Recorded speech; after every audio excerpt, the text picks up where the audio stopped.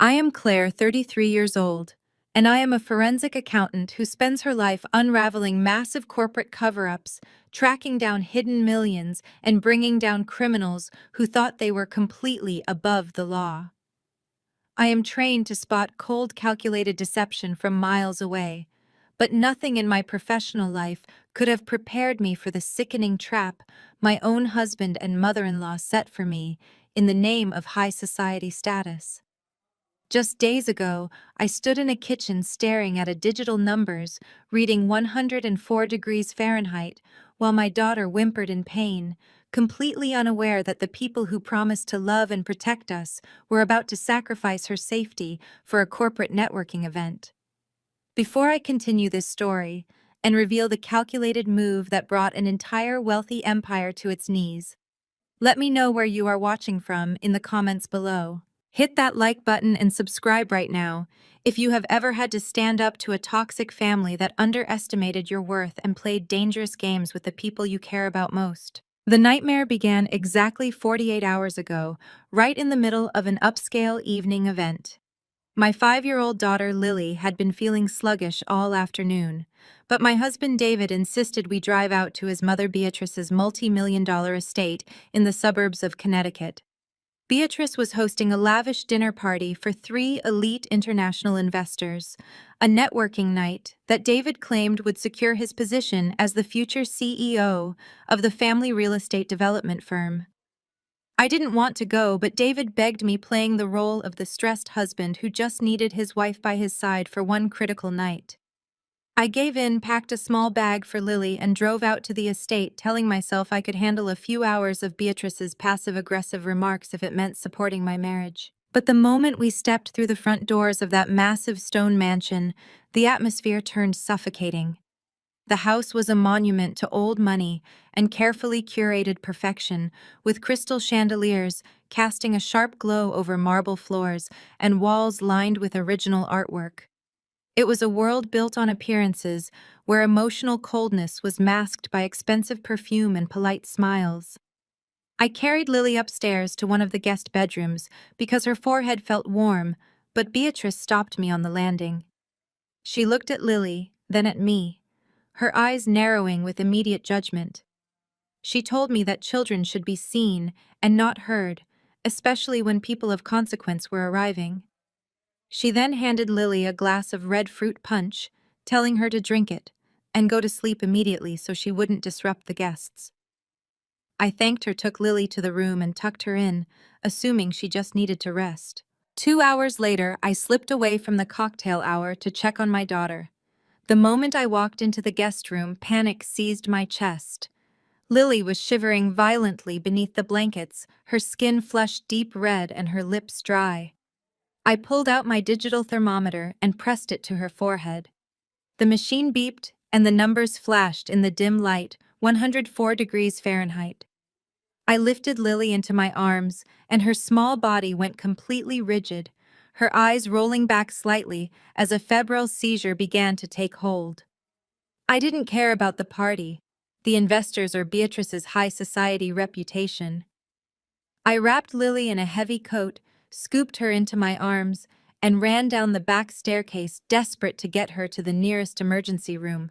I burst into the massive professional kitchen, heading straight for the mudroom exit where my car keys were hanging. But before I could reach the door, Beatrice stepped into my path, completely blocking the exit. She was holding a wine glass, her silk evening gown rustling as she glared at me with absolute disdain. She asked me where I thought I was going with that child.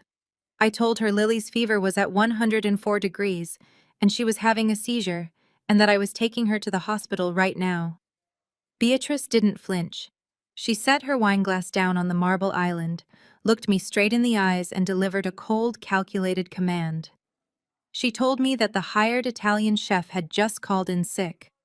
The main course was supposed to be served in 30 minutes, and I needed to put Lily back upstairs and step in as the kitchen lead.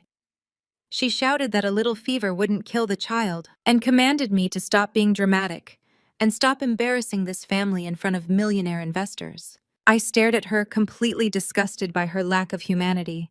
I told her she was insane if she thought I was going to cook a dinner while my daughter was convulsing in my arms. I tried to push past her using my shoulder to clear a path toward the door, but before I could take another step, David walked into the kitchen. He took one look at the confrontation, walked straight over to me, and jianged a sharp, heavy slap across my face. The force of the blow echoed in the quiet kitchen, sending a dull throb through my jaw and forcing me to stumble backward against the counter. David didn't look at Lily. He didn't check her temperature. He just pointed a finger in my face, his voice a harsh, angry whisper as he told me that I was ruining the biggest night of his career over a basic childhood cold. He righted that his mother was right, that I had always been too sensitive, and that if I walked out that door and ruined his family's reputation tonight, I would be completely cut off from the estate, the accounts, and everything we built. I stood there, the print of his hand burning on my cheek, clutching my shivering daughter tightly against my chest. I went completely dead silent. The last remaining ounce of love and loyalty I had for David vanished in that exact second. I didn't scream, I didn't argue, and I didn't shed a single tear. I just looked at my husband and his mother, recording every detail of their faces in my mind, knowing with absolute certainty that I was going to use my professional skills to systematically destroy their lives. My mind shifted gears, instantly snapping from the role of a wounded wife into the precise calculating machinery of a forensic accountant facing a hostile threat. In my profession, the first rule is to secure the ledger before fraudsters realize they are audited. Right now, that massive estate was an active crime scene, and I needed to act with absolute efficiency. There were no tears pooling in my eyes. There was no screaming or hysterical pleading. I simply adjusted my grip on my burning child, reached past David, and snatched my car keys off the marble counter. Before he could raise his hand, I turned on my heel and kicked the heavy oak kitchen door completely open. The freezing Connecticut air hit my face, but I did not stop. I sprinted down the stone steps into the thick snow, wrapping my heavy wool coat around Lily to shield her from the bitter wind. Her small chest heaved against mine, her breathing shallow and frantic, while her skin radiated an unnatural, terrifying heat. Every instinct screamed at me to run faster, to get her to safety, to put distance between us and that toxic mansion. My boots slipped on the icy driveway, but I kept my balance.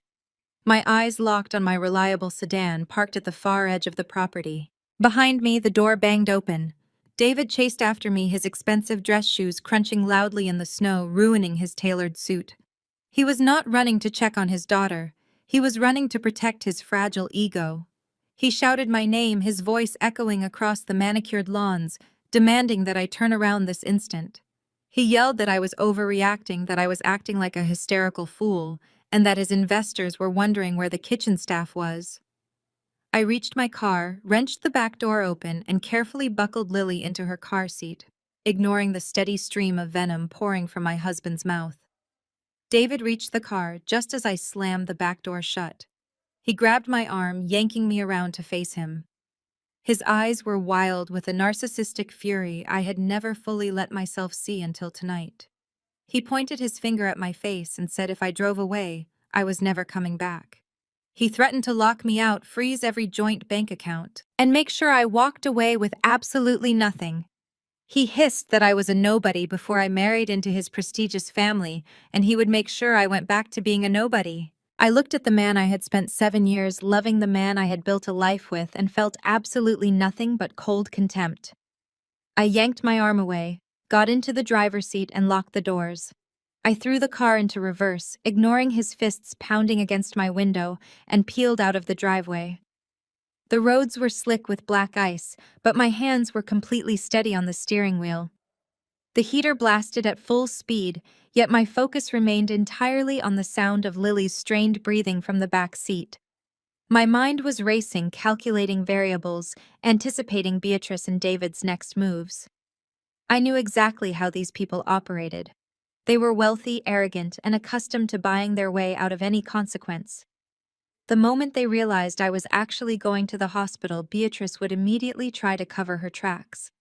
She would realize the kitchen security cameras had captured everything, the slap, her blocking the door, and whatever else had happened before I arrived. I reached for the Bluetooth system on my dashboard, and made a single crucial phone call. I did not call the police, not yet. I needed an ally who understood the digital infrastructure of that mansion better than anyone else. I called Andre. Andre was David's brother-in-law married to David's sister Penelope. He was a brilliant former private investigator turned cybersecurity expert. He was also an African-American man who had endured years of Beatrice's subtle racist microaggressions. Beatrice constantly belittled him, treating him as an unwelcome outsider who tarnished her perfect purebred family image. Andre and I had always shared a silent mutual respect, knowing we were both seen as the unworthy additions to this elite bloodline. The phone rang twice before Andre answered, his deep voice carrying over the speakers. I did not waste time with pleasantries. I told him I was driving Lily to the emergency room because her fever had spiked to 104 degrees and she was having a seizure. I kept my voice perfectly level as I told him David had just slapped me across the face because I refused to stay and cook for his mother's dinner party. Andre cursed loudly, the protective instinct immediately flaring up in his voice. I cut him off before he could ask questions. I told him he once mentioned that the high-end security cameras he installed at Beatrice's estate had a secret cloud backup system that even Beatrice did not know how to access. I instructed him to log into that system right now, lock down every single frame of video from the kitchen and the main hallways, and isolate the footage on a secure encrypted drive. I warned him that Beatrice and David were going to try to delete the local hard drives the second they realized I was not coming back. Andre never hesitated. He told me he was already booting up his terminal and that nobody would be able to touch those files without his direct authorization. He promised to secure the payload and told me to just focus on keeping my little girl alive. I ended the call, my foot pressing harder on the gas pedal as the glowing red sign of the emergency room finally came into view through the falling snow. I slammed the brakes, throwing the car into park the moment the tires hit the emergency zone. The automatic sliding doors were already opening as I bolted out of the driver's seat, ripped the back door open, and gathered my daughter into my arms. Lily was completely unresponsive now. Her body arched backward in another seizure, her jaw locked tight, a terrifying wheezing sound escaping her pale lips. I sprinted into the blinding fluorescent lights of the emergency room triage area, screaming for help. The response was immediate and overwhelming as I desperately called out her name. A triage nurse took one look at Lily's blue lips and slammed her hand on a red button. A shrill alarm echoed down the corridor, and within seconds, a team of medical professionals flooded through the double doors. Among them was Dr. Harrison, the head of pediatric emergency medicine, a tall man who immediately took charge of the chaotic scene. He gently but swiftly lifted Lily from my arms and placed her onto a rolling gurney. I tried to follow them, my hands reaching out to maintain contact with my little girl, but a nurse held me back. Dr. Harrison barked orders at his highly trained team, calling for a crash cart oxygen and an immediate intravenous line. He shouted that she was in severe respiratory distress and needed to be stabilized in the trauma bay right away. The heavy metal doors swung shut, cutting off my view of my daughter, and leaving me standing alone in the middle of the crowded emergency room. A numb sensation washed over me as a volunteer guided me to a plastic chair in the corner. The sterile smell of antiseptic and floor cleaner filled my lungs, contrasting sharply with the cold winter air still clinging to my wool coat. I sank into the hard plastic seat, my body trembling from the adrenaline crash. I caught my reflection in the dark glass of a nearby window. The stark lighting highlighted the angry red handprint blooming across my left cheek, a vivid reminder of the man I had married. Several other people in the waiting area cast nervous, pitying glances in my direction, likely assuming I was the victim of a typical domestic dispute. They had absolutely no idea I was a seasoned forensic accountant who had just declared war on a multimillionaire family. My phone began to vibrate violently in my pocket. I pulled it out to see a barrage of missed calls and unread messages. Every single one was from David. I pressed the phone to my ear and accessed my voicemail, expecting at least a shred of panic about his daughter. Instead, I heard the arrogant, furious voice of a man entirely consumed by his own damaged ego. David's first voicemail did not even mention Lily. He demanded to know why I had humiliated his mother by running out the back door. He yelled that his investors had asked where the hostess went, and he had been forced to invent a lie about a minor family emergency. The second voicemail was even more unhinged. He shouted that I had crossed a line I could never uncross, and that his mother was having a panic attack in the master suite because of my blatant disrespect.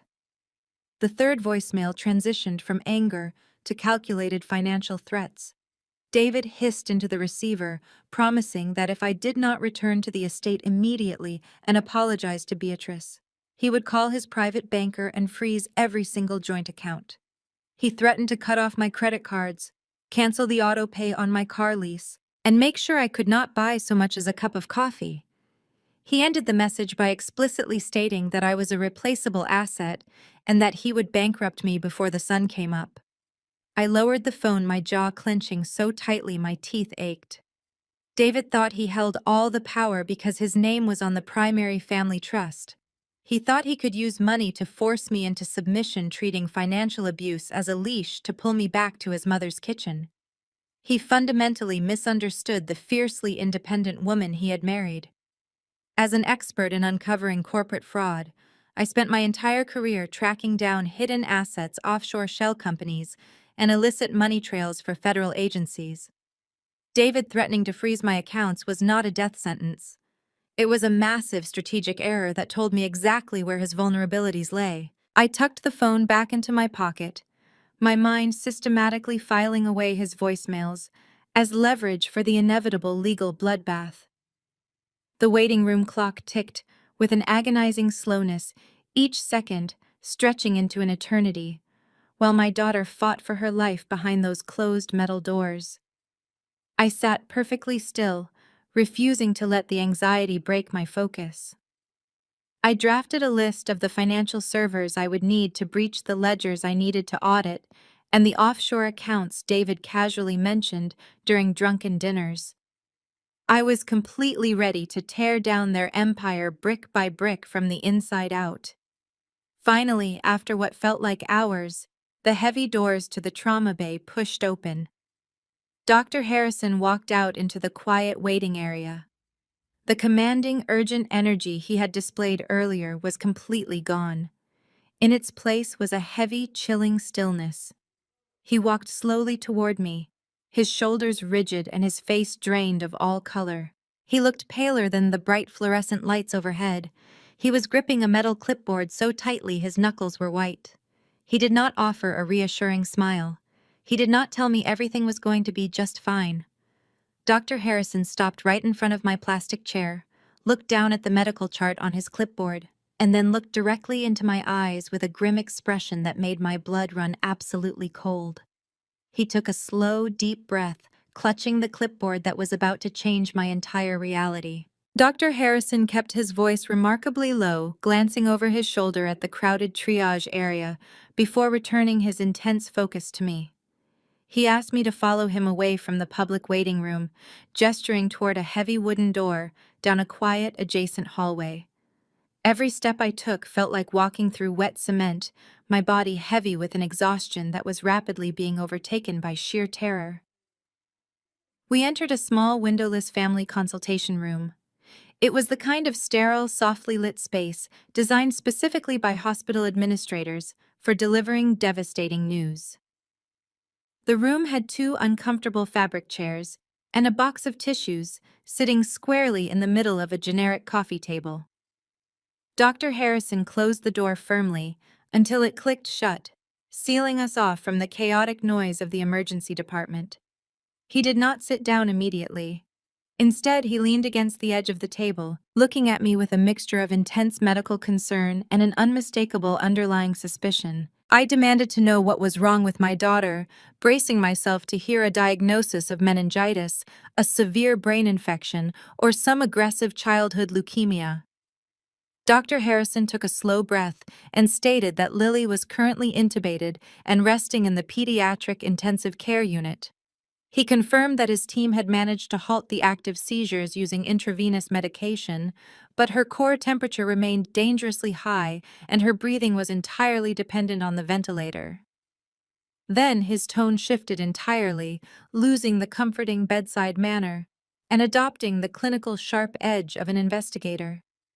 He told me that when they ran her initial blood panels to find the source of the fever, they ordered a comprehensive toxicology screen to rule out environmental factors. He looked directly at the handprint still glowing red on my cheek, then back to my eyes. He informed me that Lily did not have a viral or bacterial infection causing her fever and seizures. I stood frozen, trying to process his words. I asked him what he meant, my voice barely a whisper in the quiet room. Dr. Harrison tapped his pen against the clipboard and delivered the blow. He stated that Lily was experiencing acute liver toxicity and severe central nervous system distress due to a massive life-threatening overdose of diphenhydramine. I stared at him, my forensic brain struggling to translate the medical terminology into reality. I asked him if he meant the standard over-the-counter allergy medication. Dr. Harrison shook his head, correcting me immediately. He specified that the concentration in her bloodstream was not consistent with a child inadvertently swallowing a stray allergy pill or taking an extra dose of cherry-flavored liquid syrup. The lab results indicated a massive chemical concentration equivalent to 4 or 5 maximum-strength adult sleep aid tablets. He explained that a dose that massive aggressively attacks a small child's system, acting as a toxic poison that causes extreme tachycardia, hyperthermia, and ultimately the violent neurological seizures I had witnessed in the kitchen. I felt the room begin to spin around me. I frantically told him that I did not have adult sleep aids in my house, that I kept all medications locked away in a high cabinet, and that Lily had been perfectly fine just a few hours earlier before we left for the estate. Dr. Harrison watched my reaction closely, his eyes scanning my face for any sign of deception. He explained that pills of that specific adult dosage are incredibly bitter. A 5-year-old child would never willingly chew and swallow them on their own.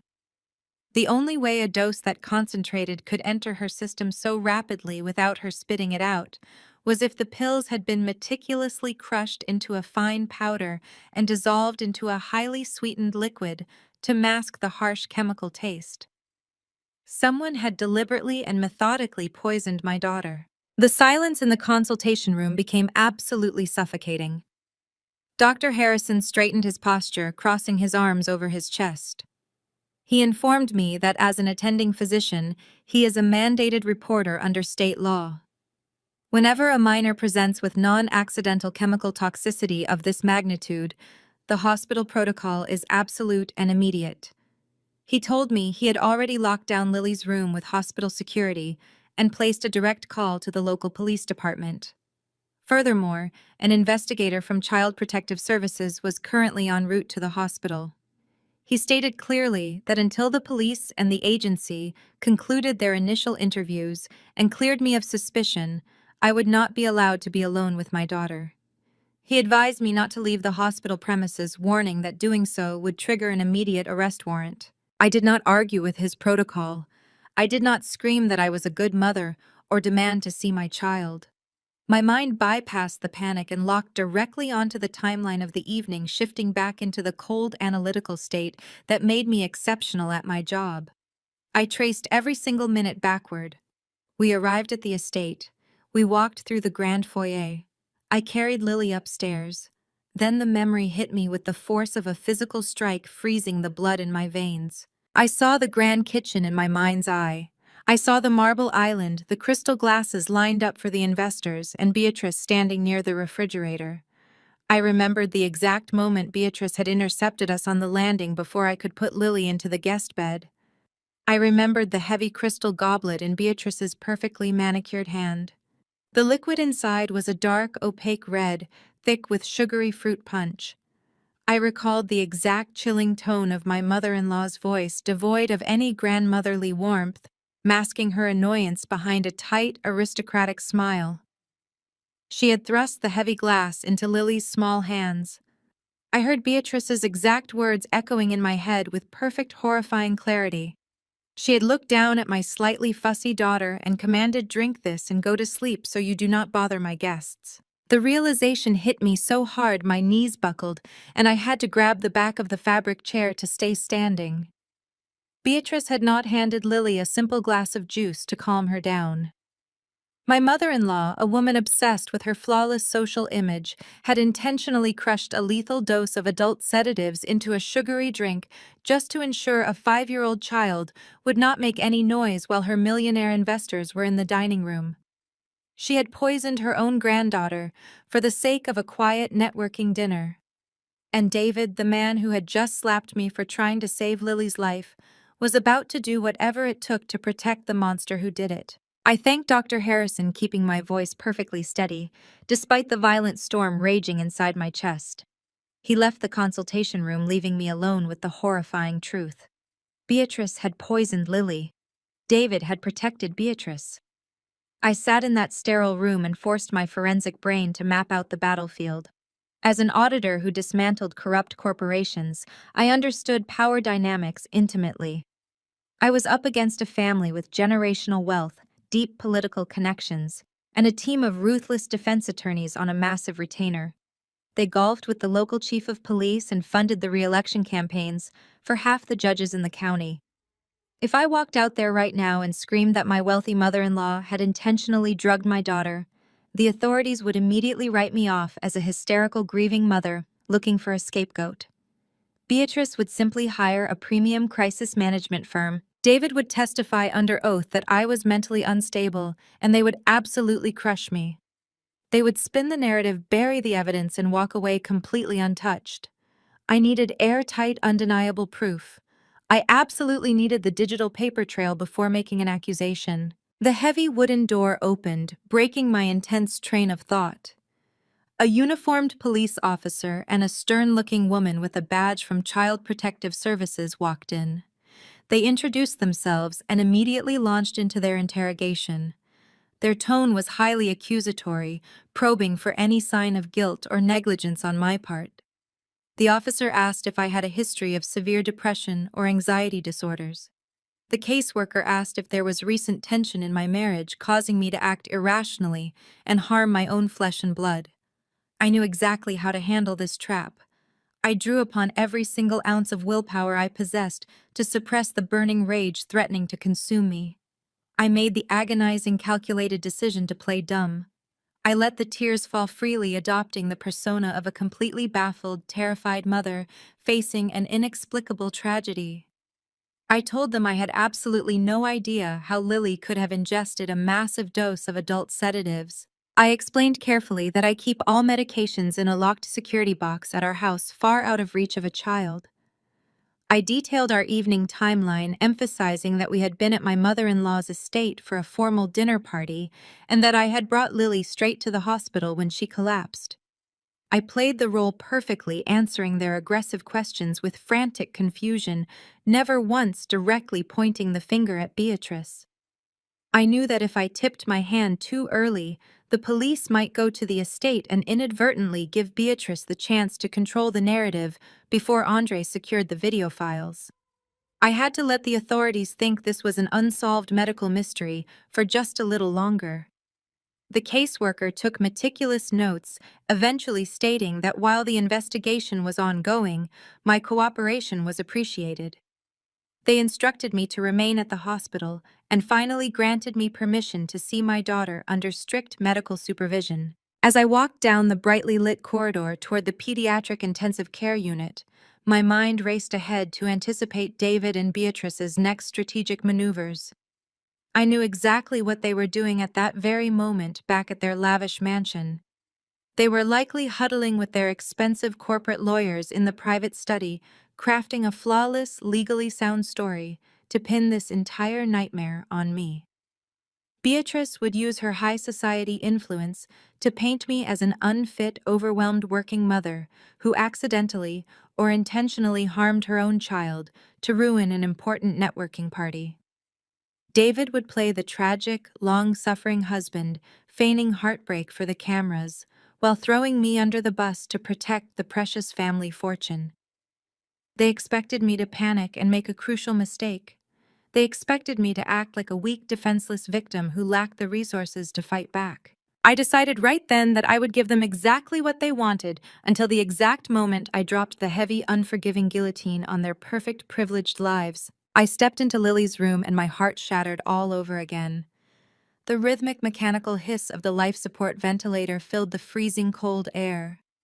My beautiful, innocent 5-year-old girl looked incredibly small in the center of the large hospital bed, surrounded by glowing monitors tracking her fragile vital signs. A terrifying web of plastic tubes and wires covered her pale skin, forcing oxygen into her struggling lungs. I walked slowly to her bedside and gently took her tiny, limp hand in mine, being extremely careful not to disturb the intravenous lines pumping vital fluids into her veins. I slowly pulled my cell phone from my heavy wool coat pocket and opened a highly secure encrypted messaging application. I typed a quick coded text to Andre, asking if the digital package was secured. The seconds stretched agonizingly as I watched the typing indicator bubble appear on the screen. Finally, Andre's response came through bright and clear. He confirmed that the cloud footage from the kitchen was successfully isolated, fully encrypted, and completely locked away from the estate's local network. Beatrice and David could not touch it no matter how much money they threw at their IT department. I slid the phone back into my pocket with a steady hand. I looked down at my sleeping, intubated daughter, softly brushing a stray lock of brown hair from her feverish forehead. Standing there in the cold, sterile light of the intensive care unit, looking at the damage they had inflicted on my innocent child, I made a silent, unbreakable vow. I would absolutely not just take Lily and walk away quietly into the long night. I would use every single resource I possessed to methodically, ruthlessly, and permanently obliterate my husband's incredibly corrupt family. Morning arrived with a cruel, blinding brightness that cut through the sterile blinds of the pediatric intensive care unit. I had not slept a single second. I sat rigidly in the stiff hospital chair beside Lily, tracking every mechanical breath pushed into her tiny lungs by the ventilator. The digital clock on the wall flipped to 8 in the morning. Exactly on cue, the heavy double doors of the intensive care ward swung open. The sound of expensive leather shoes echoing against the linoleum floor announced their arrival. I stood up and walked to the glass partition of my daughter's room. David and Beatrice marched down the hallway. They looked entirely unbothered by the fact that they had spent the night sleeping in their luxury estate while my child fought for her life. Beatrice wore a perfectly tailored charcoal pantsuit, her hair immaculately styled. David walked beside her in a crisp, dark navy suit, projecting the absolute authority of a future chief executive officer. Flanking them was a tall, sharp-featured man, clutching a thick leather briefcase. I immediately recognized him from the society pages.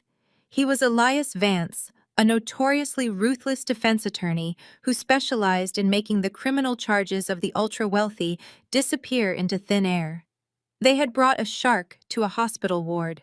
Beatrice's sharp eyes scanned the hallway and immediately locked onto the uniformed police officer and the Child Protective Services caseworker standing near the central nurses' station. In a fraction of a second, I witnessed a horrifying Academy Award-winning transformation. The cold, aristocratic monster who had commanded me to cook while my daughter convulsed completely vanished. Beatrice's shoulders slumped forward. Her hands began to tremble violently. She pulled a pristine white silk handkerchief from her designer handbag and pressed it against her eyes, producing a sudden, spectacular flood of tears. She practically stumbled toward the authorities, forcing David to catch her by the arm to steady her. I pushed the heavy glass door of the room open just enough to hear the performance unfold. Beatrice threw herself upon the mercy of the caseworker, clutching the woman's hands in a display of unbearable grandmotherly grief. She sobbed loudly, asking if her precious angel was going to survive. The caseworker, clearly taken aback by this raw display of high society emotion, gently tried to ask about the timeline of the previous evening. Beatrice did not hesitate. She launched a meticulously crafted, devastating smear campaign designed to completely obliterate my credibility before I could utter a single accusation. Beatrice wept into her handkerchief and told the caseworker that she had been terrified to speak up until now.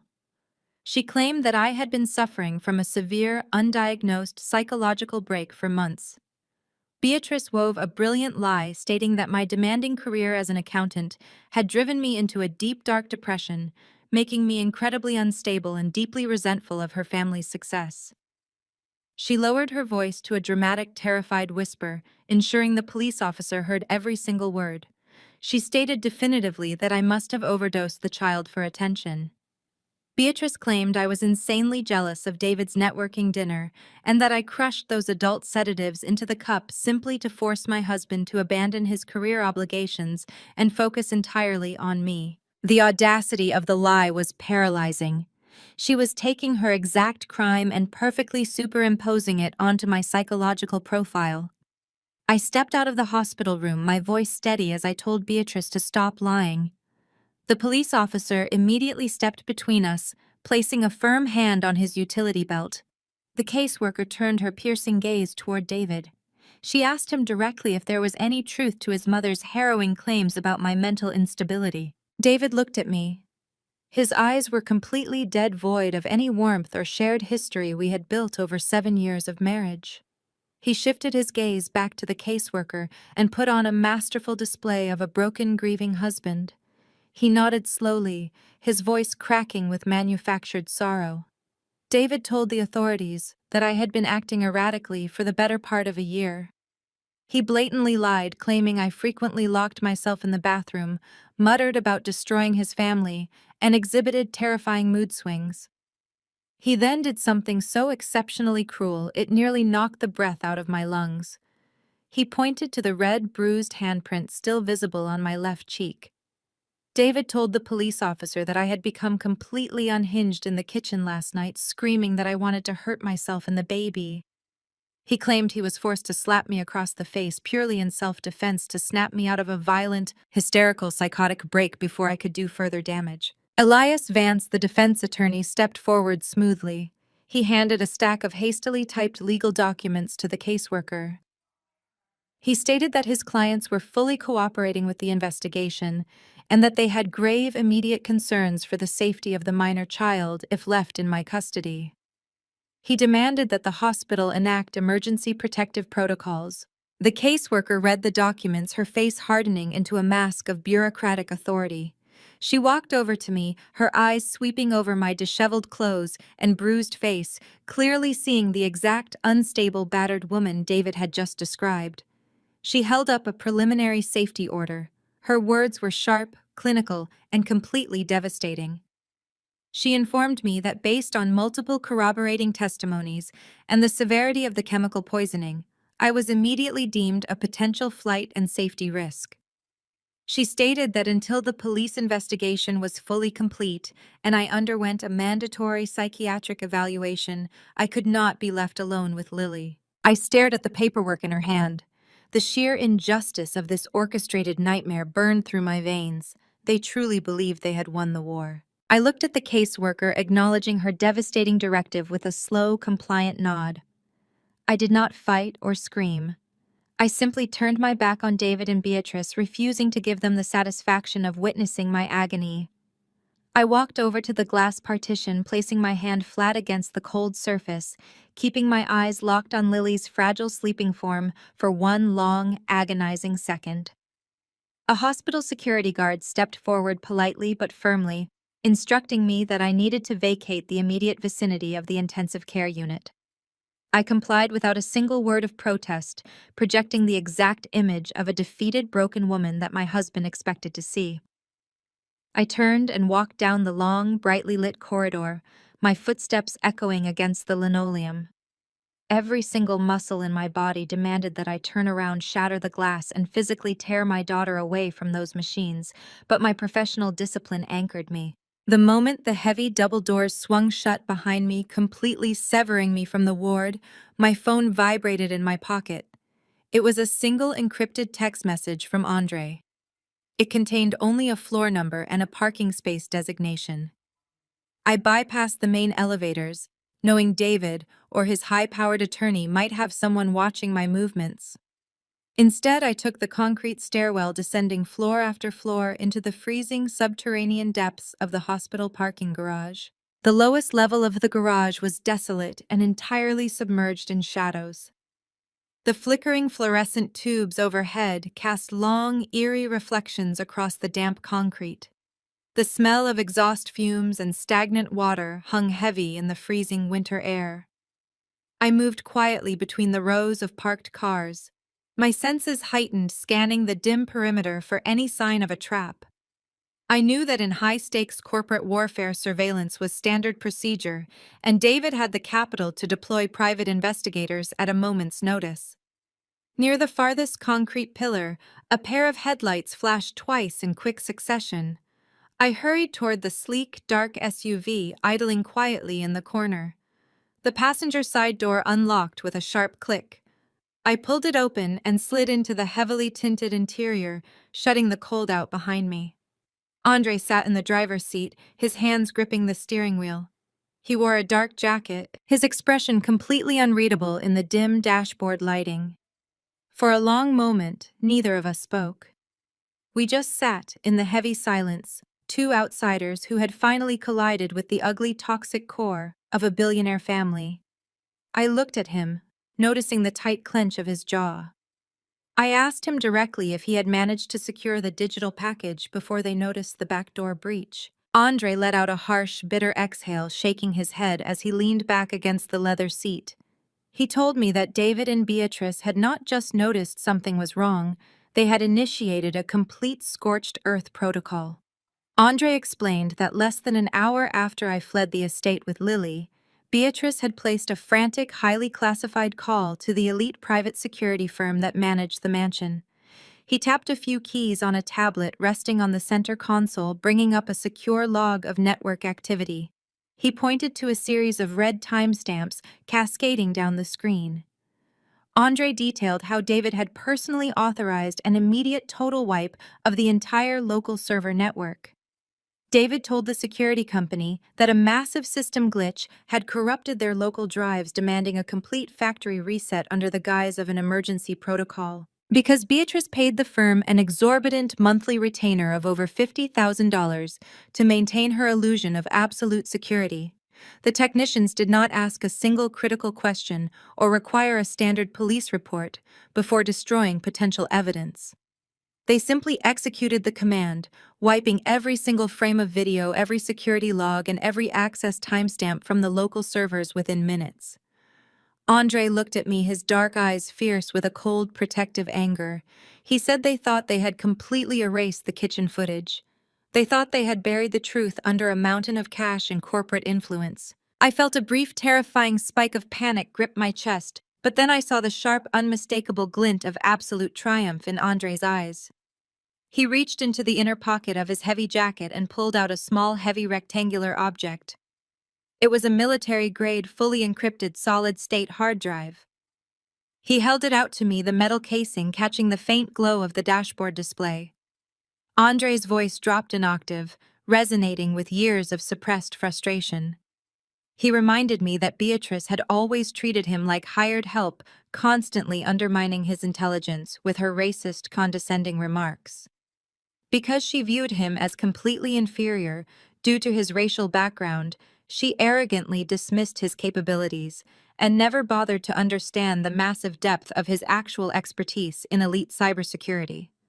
When he installed that smart home system 3 years ago, he knew exactly what kind of ruthless, manipulative people he was dealing with. He had secretly established a hidden, heavily encrypted backdoor protocol that continuously mirrored every single byte of data to a private offshore cloud server, utilizing a randomized proxy network that completely bypassed the main firewall. Long before David ordered the local wipe, Andre had already intercepted the raw, uncut 4K resolution footage from the kitchen cameras. He placed the heavy drive directly into my palm, his fingers closing firmly over mine. He told me that the drive contained the exact moment Beatrice crushed the pills and handed the glass to Lily with crystal-clear audio. We finally had the undeniable video evidence, and I was going to use it to systematically and ruthlessly burn their entire elite corporate empire straight to the ground. I slipped the heavy metal drive into my coat pocket, the cold edge pressing against my hip like a loaded weapon. I thanked Andre, promising him that his part in this would remain entirely untraceable. He gave me a single grim nod before shifting his SUV into gear and melting back into the shadows of the subterranean garage. I walked out into the biting winter wind, my breath forming harsh white clouds in the freezing air. I crossed the busy avenue directly opposite the hospital and walked into the lobby of a rundown neon-lit motel. It was the kind of cheap, transient place where the front desk clerk did not ask questions and cash was always accepted. I rented a room on the second floor, a dingy space that smelled faintly of stale smoke and harsh industrial cleaner. The contrast between the stained carpet and the pristine marble floors of Beatrice's estate could not have been starker, but I did not care. This room offered exactly what I needed: absolute privacy and an unsecured internet connection. I locked the deadbolt, pulled the flimsy curtains shut against the glaring streetlights, and sat down at the chipped veneer desk. I opened my laptop, the screen illuminating the dark room. David and his mother had always viewed my career with barely concealed contempt. To them, I was just a mid-level desk worker, a boring number cruncher who played with spreadsheets to earn a modest middle-class salary. They possessed the staggering arrogance of inherited wealth, believing that their status automatically made them the smartest people in any room. They completely failed to understand what a forensic accountant actually does. I do not just balance budgets. I dissect financial ecosystems, trace hidden money through labyrinthine networks, and build airtight federal cases against white-collar criminals who think their wealth makes them untouchable. David's family real estate firm, Vanguard Heritage Development, was a multi-million-dollar empire built on decades of high society networking. 5 years ago, long before the cracks in my marriage became visible, David had asked me to help streamline their tax compliance software. He wanted to save money on external consultants and assumed his wife would happily do the grunt work for free. I had set up their entire back-end financial tracking system. Because David was notoriously lazy with cybersecurity and arrogant enough to believe nobody would ever dare audit his family, he never bothered to revoke my master administrative access. He simply assumed I was too docile and obedient to ever look where I was not supposed to. That assumption was about to cost him his entire life. I typed a string of commands into my terminal, bringing up the secure login portal for Vanguard Heritage Development. My fingers flew across the keyboard, bypassing the superficial firewall they had installed last year.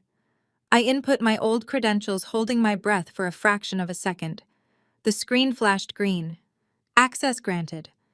I was inside the heart of their financial empire. I started with the current fiscal year, downloading massive data dumps of their general ledger accounts, payable and contractor invoices. At first glance, the books looked perfectly balanced, a pristine facade designed to keep local tax authorities happy. But I was not a local auditor doing a routine check. I deployed specialized tracking software I used for corporate fraud investigations, running algorithms designed to flag irregular payment patterns and duplicate vendor identifiers. Within 20 minutes, the first anomaly triggered a red alert on my screen. I opened a file related to a massive luxury condo development project they had recently completed downtown. The reported costs were staggering, far exceeding the industry standard for the materials listed.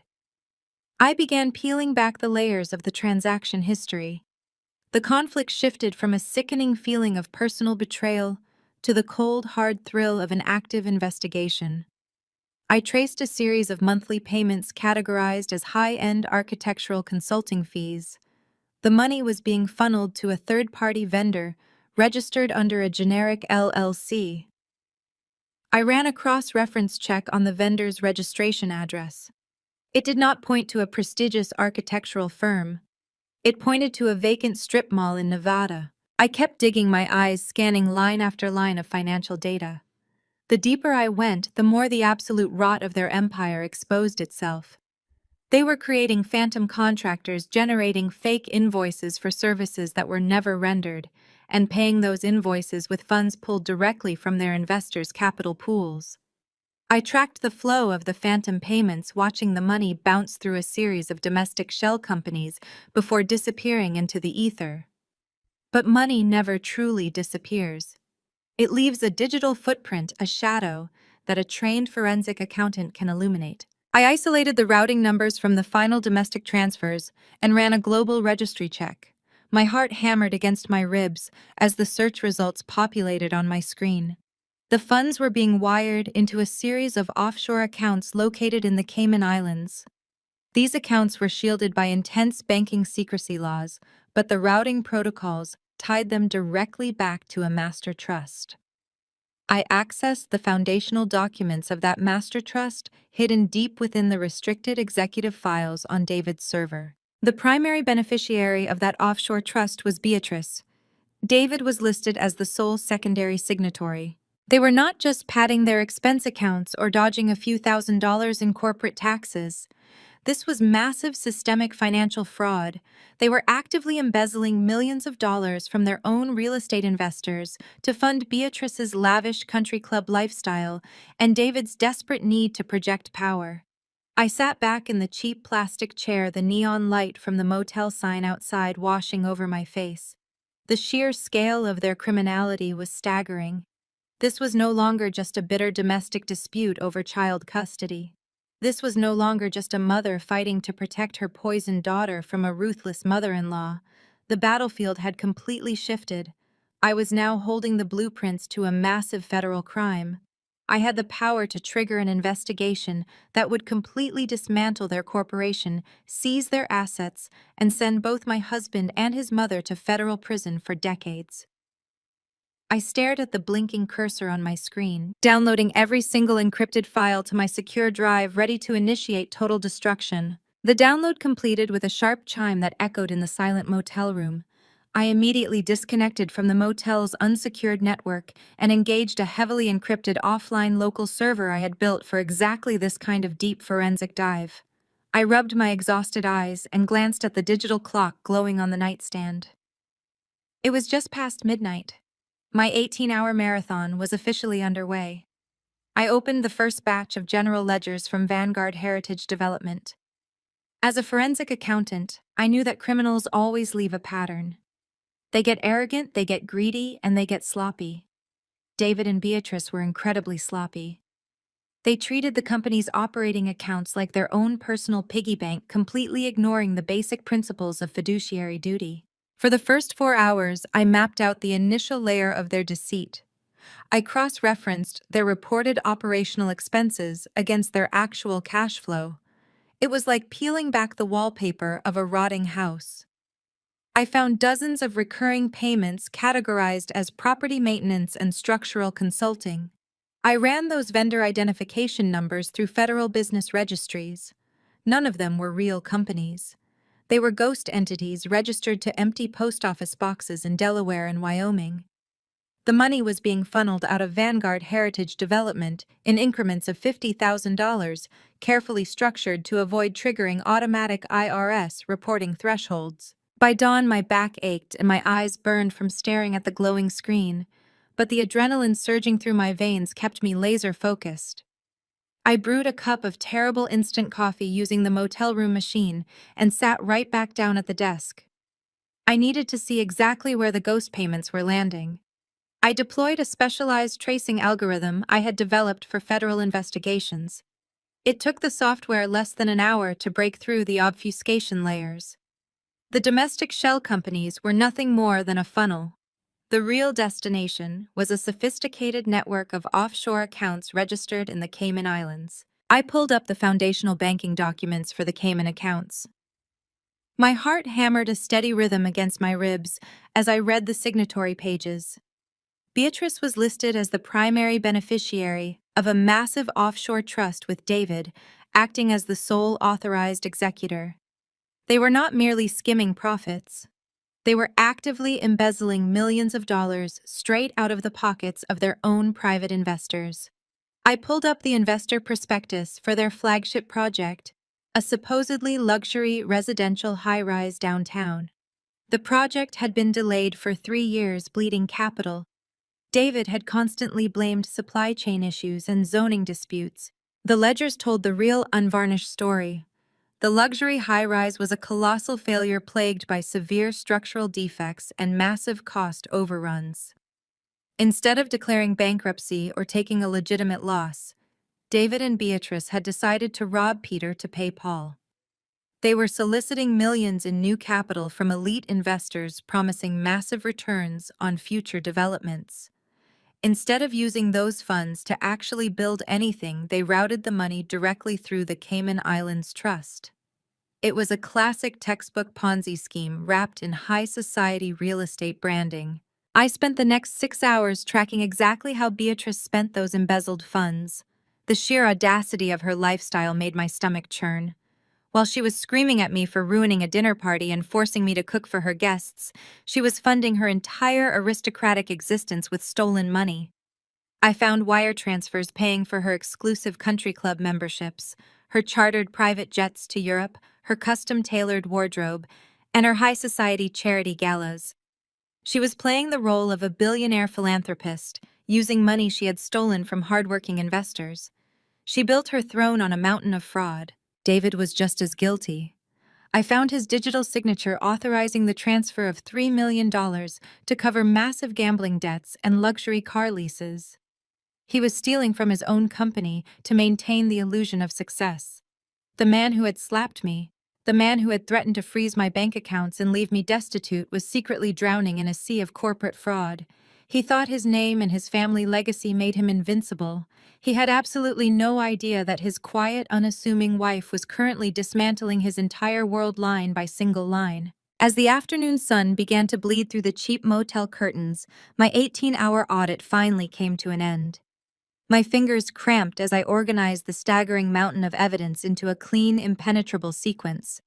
I created detailed flowcharts mapping the movement of every single stolen dollar from the Vanguard Heritage Development accounts to the Cayman Islands Trust, and finally to Beatrice's personal expenses.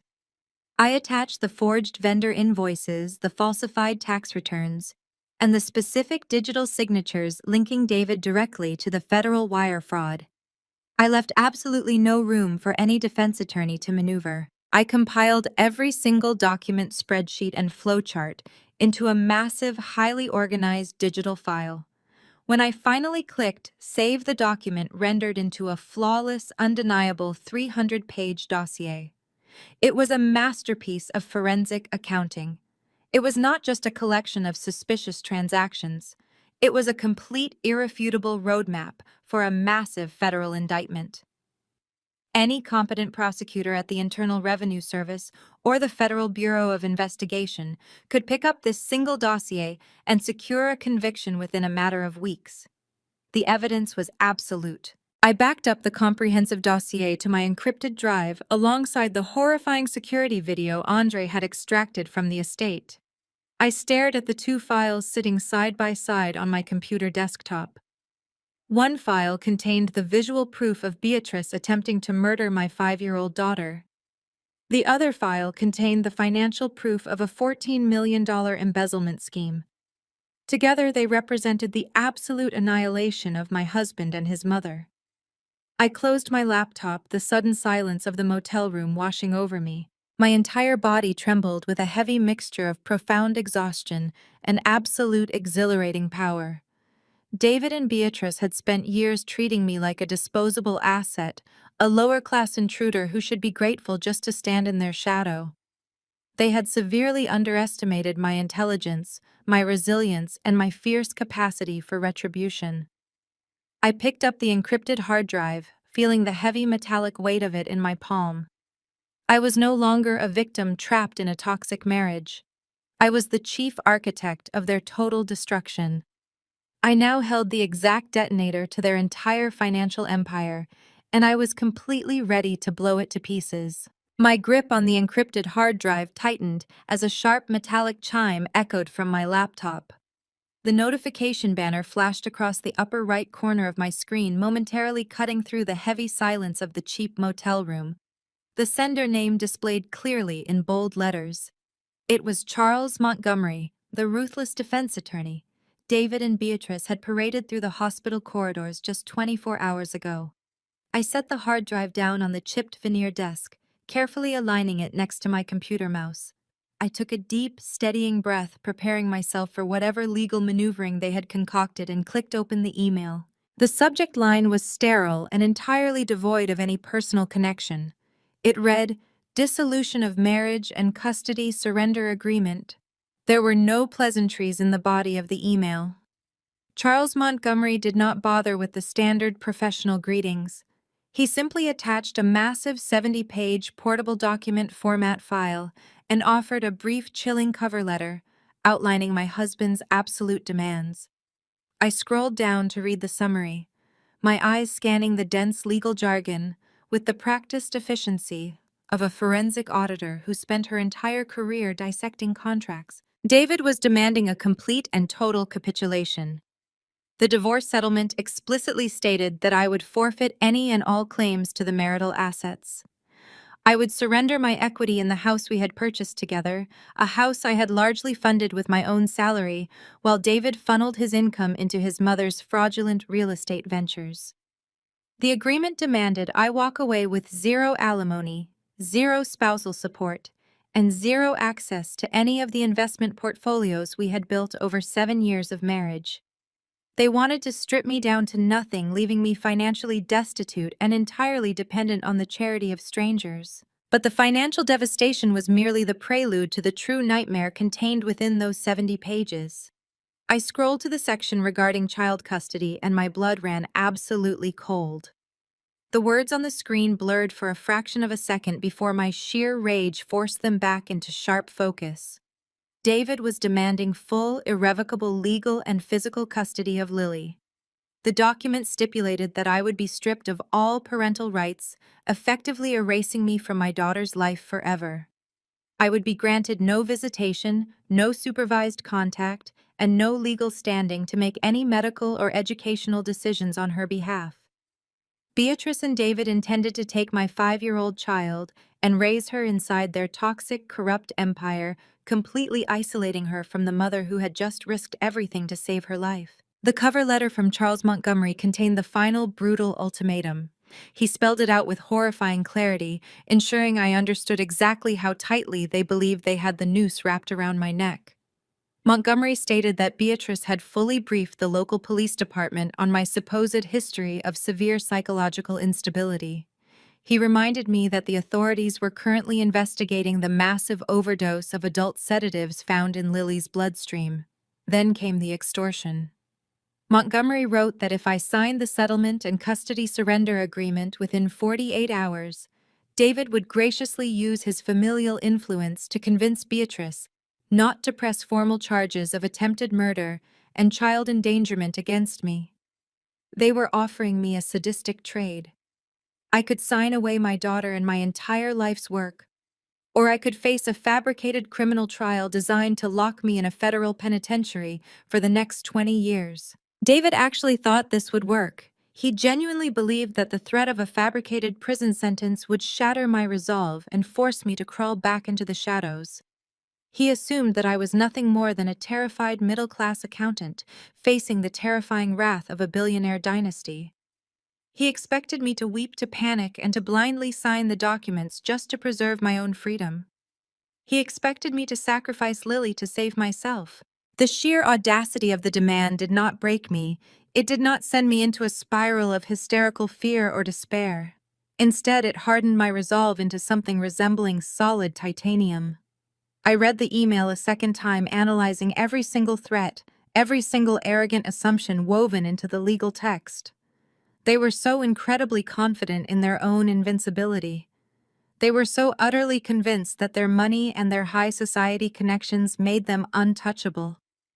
They had built a perfect insulated reality where they could poison a child, frame an innocent mother, and steal $14 million without ever facing a single consequence. I realized in that moment that simply handing my evidence over to the authorities was no longer enough.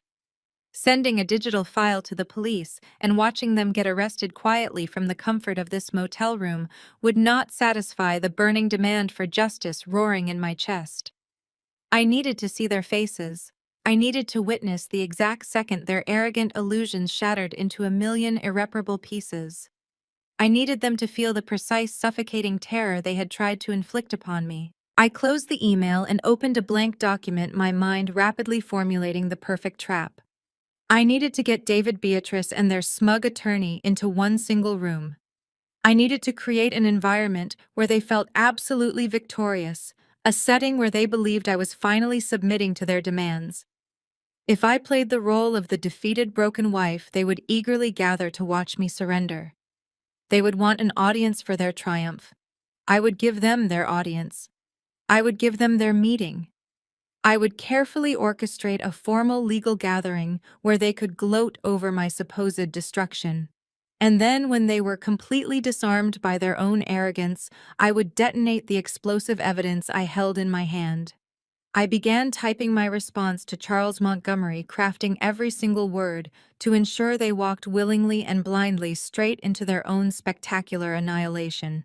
I stared at the blinking cursor on my laptop screen before deciding that an email to Charles Montgomery was too formal for the opening move of my trap. An email allowed them time to consult, to strategize, and to maintain a professional distance. I needed to bypass the attorney and appeal directly to the most vulnerable, easily manipulated aspect of their entire operation. I needed to target David's bloated, fragile ego. I picked up my phone and opened my text thread with my husband.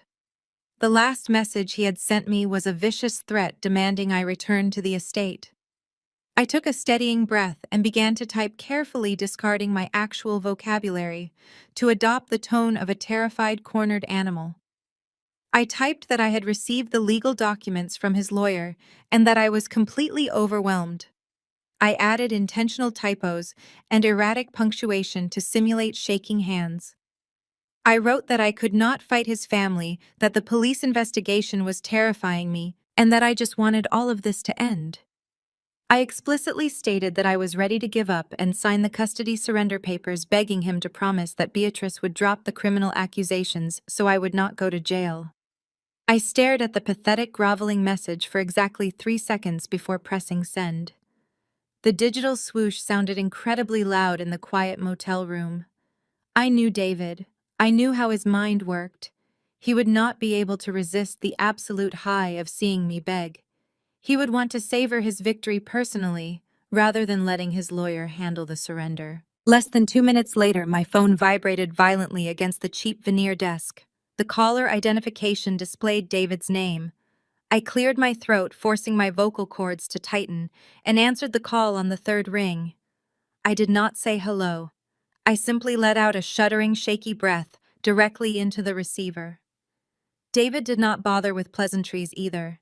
He immediately demanded to know if I was finally ready to stop acting like a lunatic and accept reality. I forced my voice to tremble, pitching it a full octave higher than my normal speaking register. I told him I was so scared. I stammered through a rehearsed apology, crying real tears that I pulled from the lingering trauma of seeing Lily in the intensive care unit. I told David that I knew I could never beat his mother's influence and that I did not want to spend the rest of my life in a federal prison. I begged him to arrange a formal deposition meeting with his lawyer so we could finalize the paperwork immediately. I pleaded with him to make the nightmare stop, promising I would sign away all my parental rights and all my financial claims if he just protected me from the police.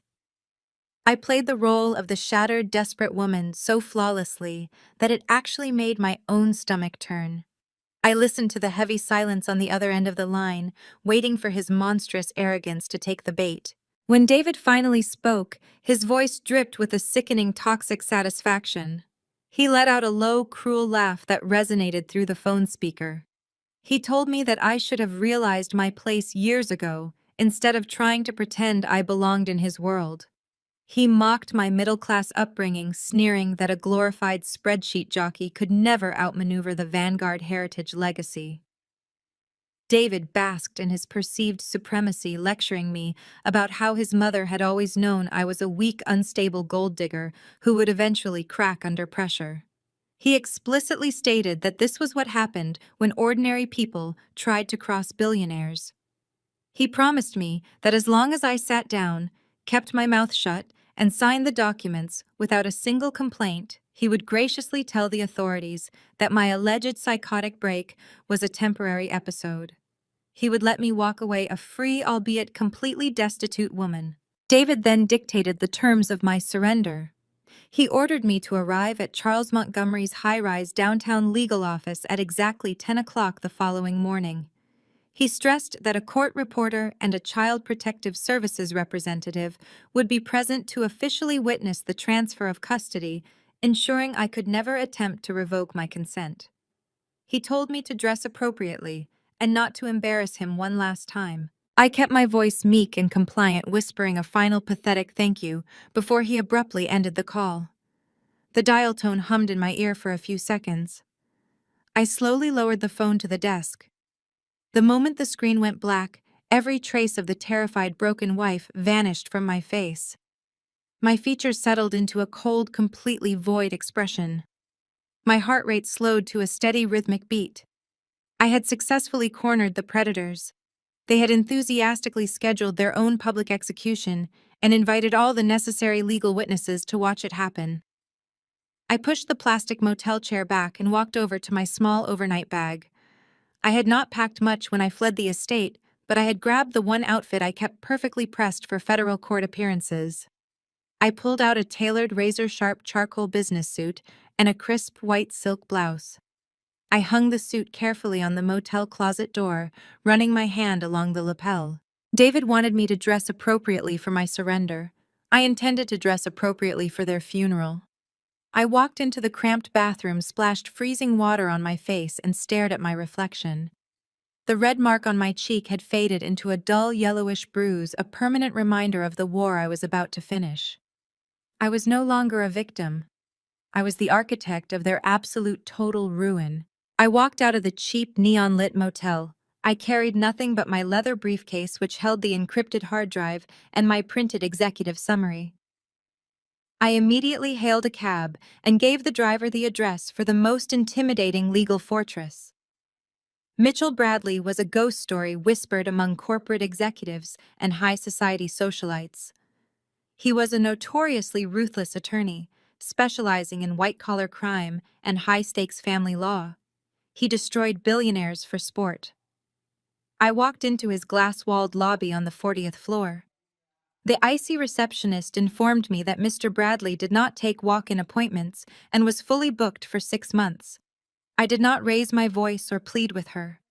I pulled a single sheet of paper from my briefcase. It contained a highly classified sequence of routing numbers associated with an offshore Cayman Islands trust currently under federal scrutiny.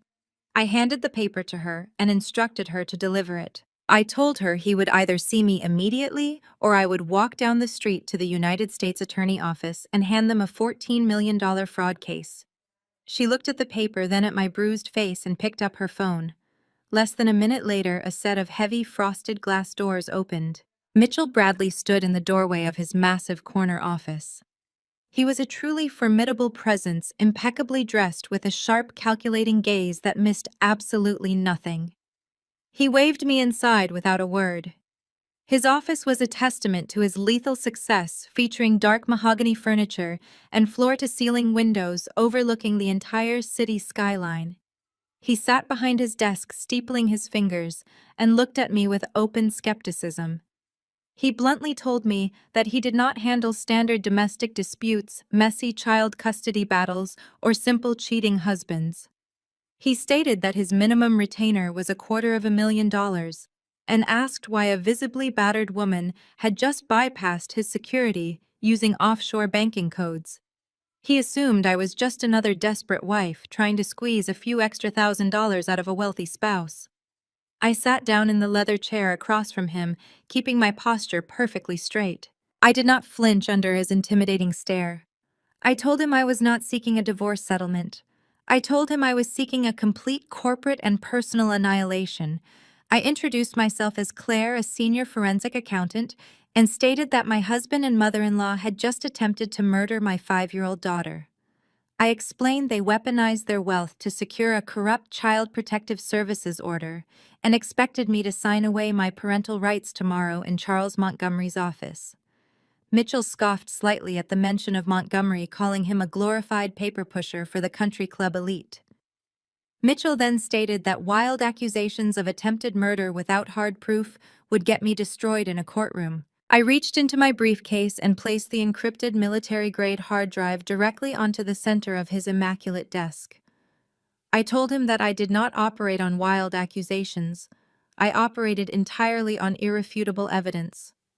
I explained that the drive contained 4K resolution security footage with clear audio of Beatrice intentionally crushing adult sedatives into my daughter's drink. I watched his expression shift from dismissive boredom to sudden sharp focus. But I was not finished. I reached into my briefcase a second time and pulled out the thick printed executive summary of the 300-page financial dossier. I dropped the stack of heavily annotated spreadsheets and federal banking records next to the hard drive. I informed him that my husband's family real estate firm, Vanguard Heritage Development, was currently operating as a massive Ponzi scheme. I detailed the fake vendors, the ghost invoices, and the exact digital trail of $14 million stolen directly from private investors and funneled into Beatrice's Cayman Islands trust. I told him I had the digital signatures, the offshore routing numbers, and the exact timestamps of every single fraudulent transfer. I pushed the documents right toward him. I told him that tomorrow morning Charles Montgomery planned to extort me into giving up my daughter. I wanted him to walk into that boardroom with me and turn their extortion attempt into a federal trap. Mitchell Bradley did not say a word for several long moments.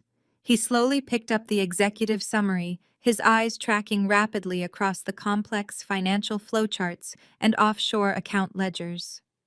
He flipped through the pages, his breathing steady, entirely absorbed by the sheer magnitude of the criminality I had meticulously laid out before him. As a man who made his fortune destroying corrupt dynasties, he recognized absolute perfection when he saw it. The air in the room grew heavy with anticipation. He looked at the hard drive containing the poisoning video, then back at the tax fraud dossier. Mitchell Bradley closed the folder and looked up at me. The dismissive skepticism had completely vanished from his eyes. In its place was a brilliant, terrifying gleam of absolute triumph. He smiled a slow, predatory smile that revealed exactly why he was the most feared attorney in the city.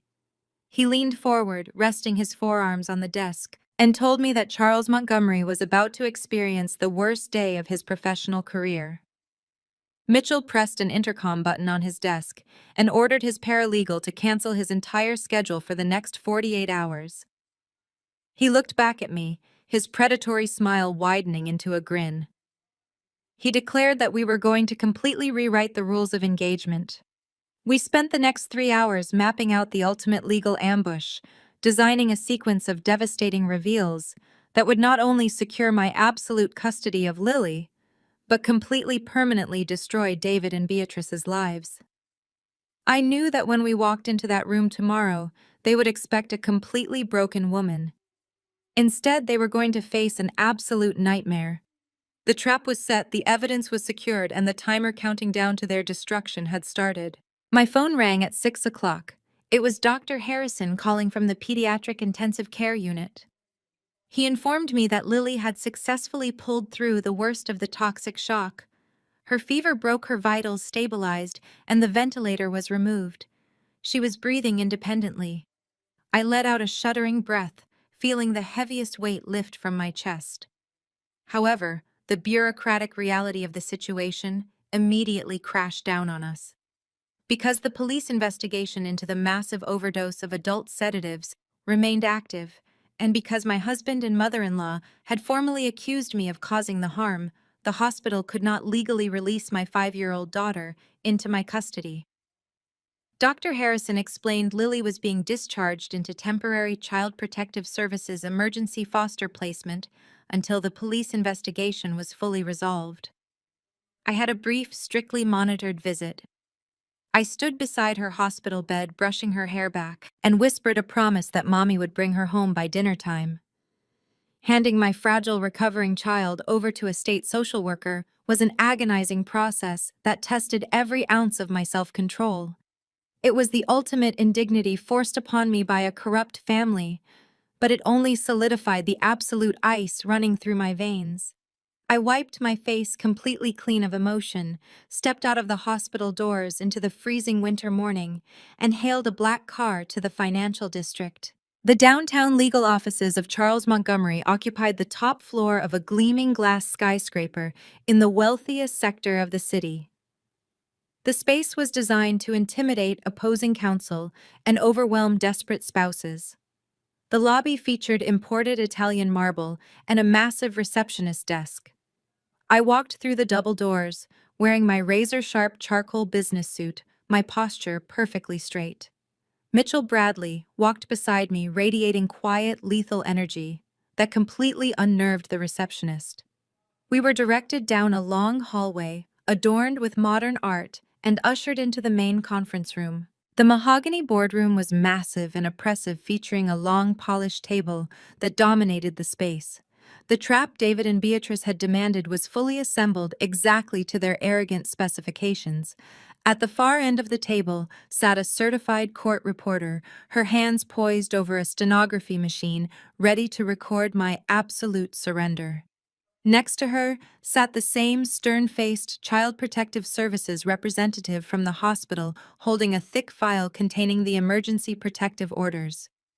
A tall, uniformed police officer stood near the heavy wooden doorway, brought in to serve as the official witness to the custody transfer and to intimidate me into rapid compliance. On the opposing side of the mahogany table sat my soon-to-be ex-husband and his mother, flanked by their high-priced attorney. David wore a custom navy suit, leaning back in his leather executive chair with supreme, unbothered arrogance. He looked at me as if I were dirt on his expensive shoes, convinced his extortion plot had worked perfectly. He believed my presence today was undeniable proof that his malicious threat of a fabricated criminal trial had completely broken my spirit and forced me into submission. Sitting right next to him was Beatrice, looking immaculate in a custom-tailored pearl-colored designer dress and diamond jewelry.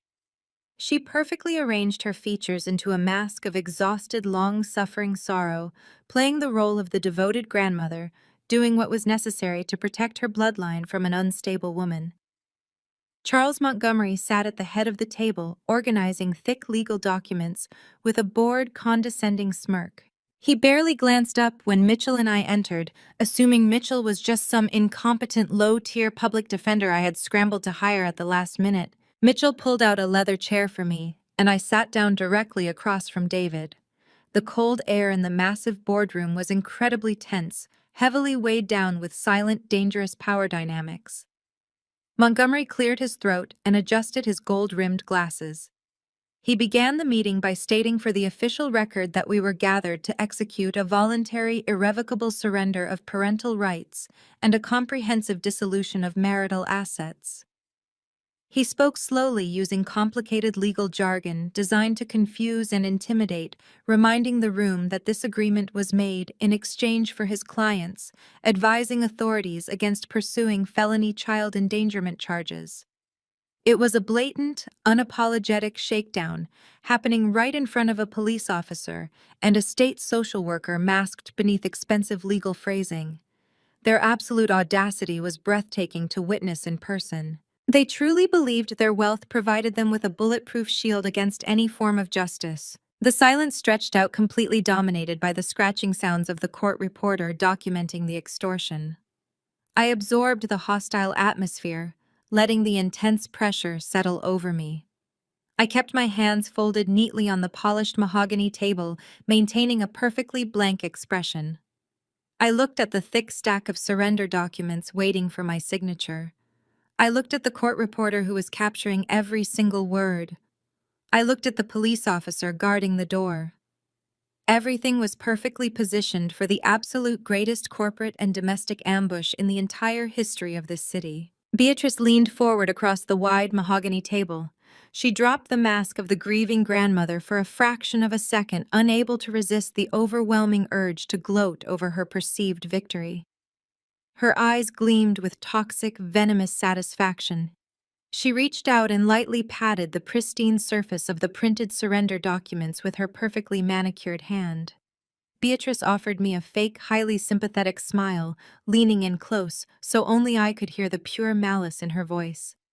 She looked right into my eyes, her expression shifting into something genuinely sinister, and whispered softly, "You brought this on yourself, dear.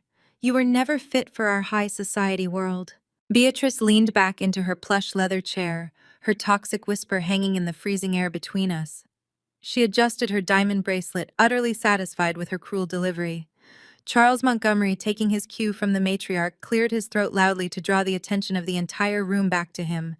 He reached out with long, manicured fingers and gripped the incredibly thick stack of custody surrender papers. With a theatrical sweeping motion, he slid the heavy documents across the polished mahogany table.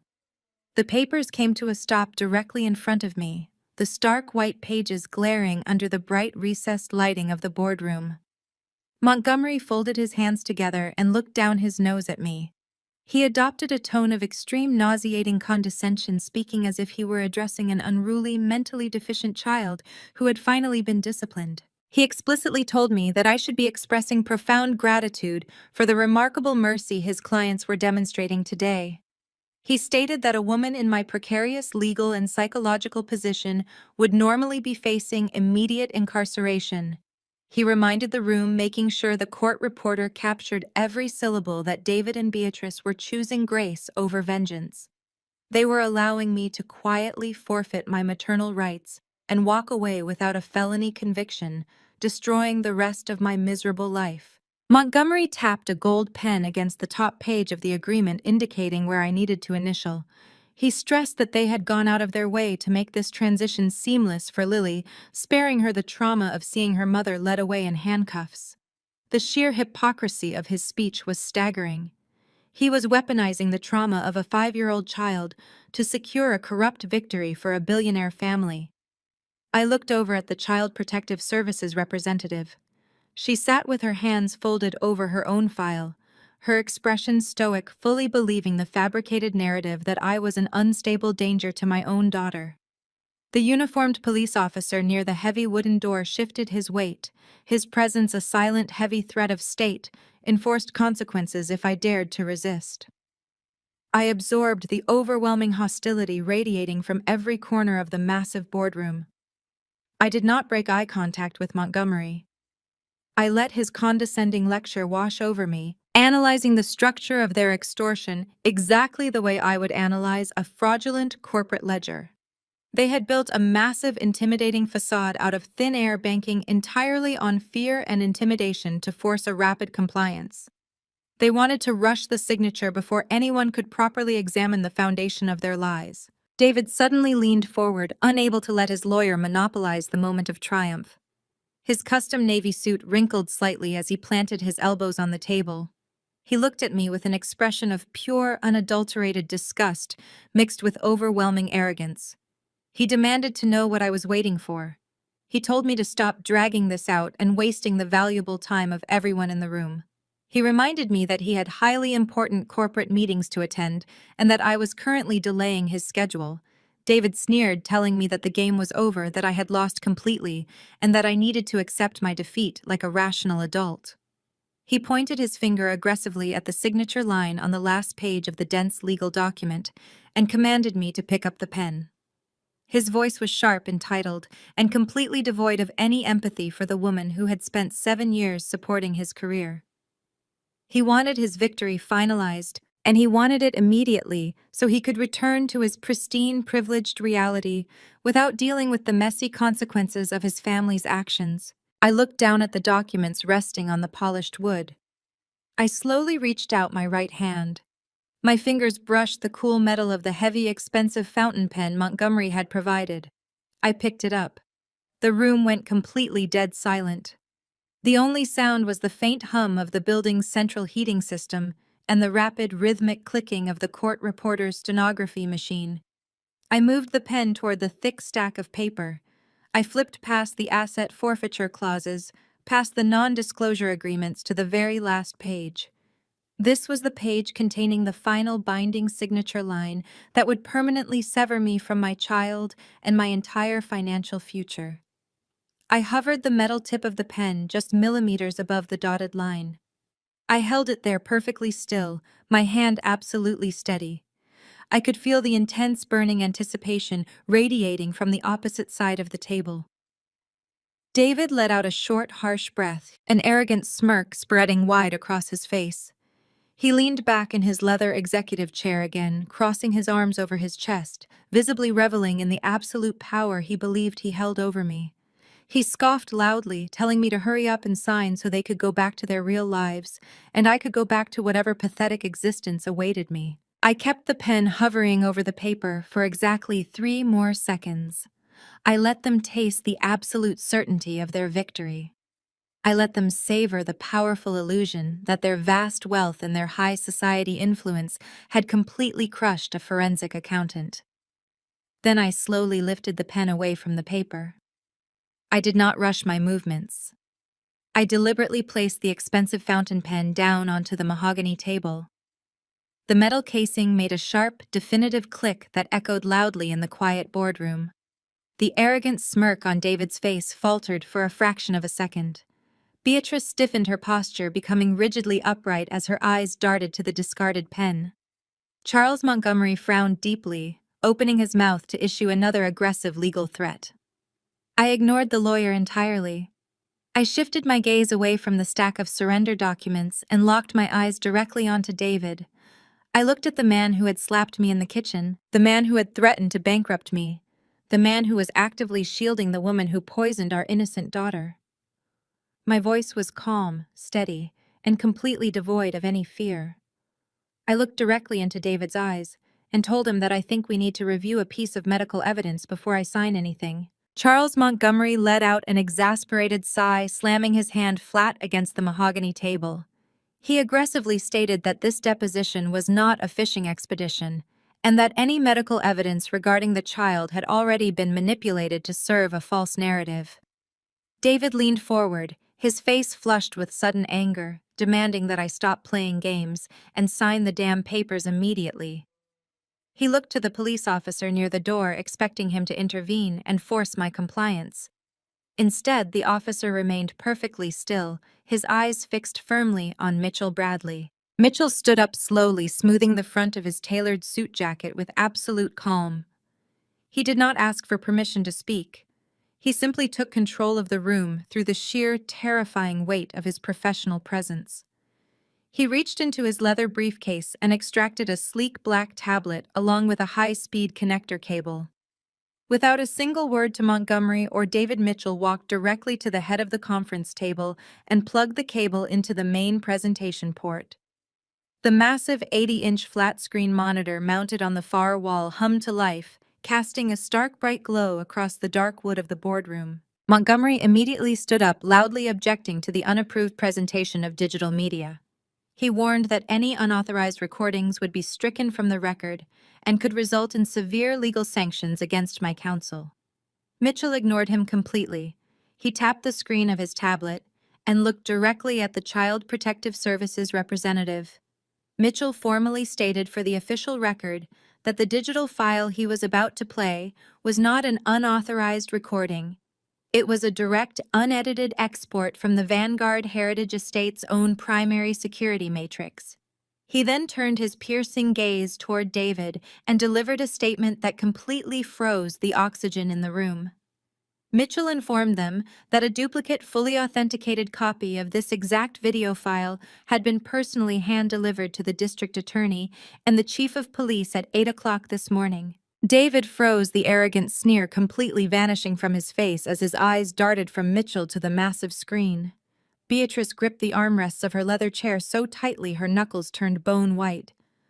The monitor flickered, and suddenly the pristine, sprawling kitchen of the estate appeared in stunning, flawless 4K resolution.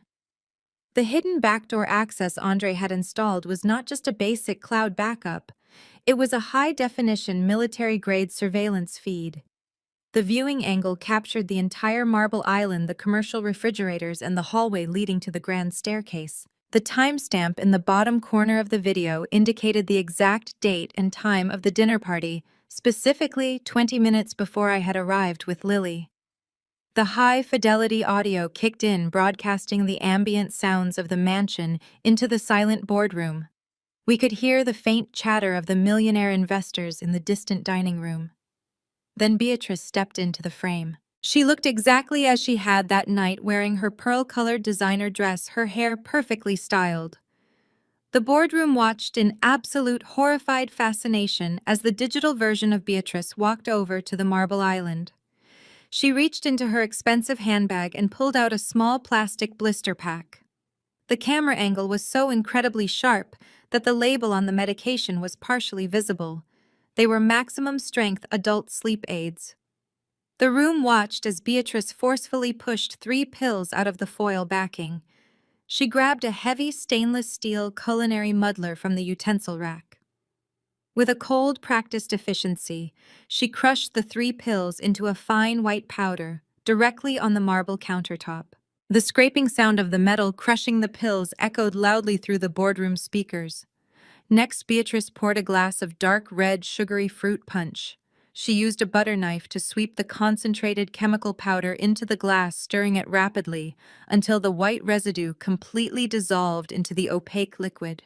She wiped the counter clean, leaving absolutely no trace of her actions. The timestamp on the video skipped forward to the moment I walked through the kitchen doors, holding my feverish, exhausted daughter. The visual representation of my past trauma played out before my eyes, but I felt no fear. I watched myself carry Lily toward the staircase. I watched Beatrice intercept us on the landing. Because the estate's security system was equipped with advanced directional microphones, the audio captured the confrontation with terrifying clarity. The boardroom echoed with the sound of my mother-in-law's voice. The digital, Beatrice thrust the heavy crystal goblet into Lily's small, trembling hands. Then the words that would ultimately send her to a federal penitentiary rang out loud and clear.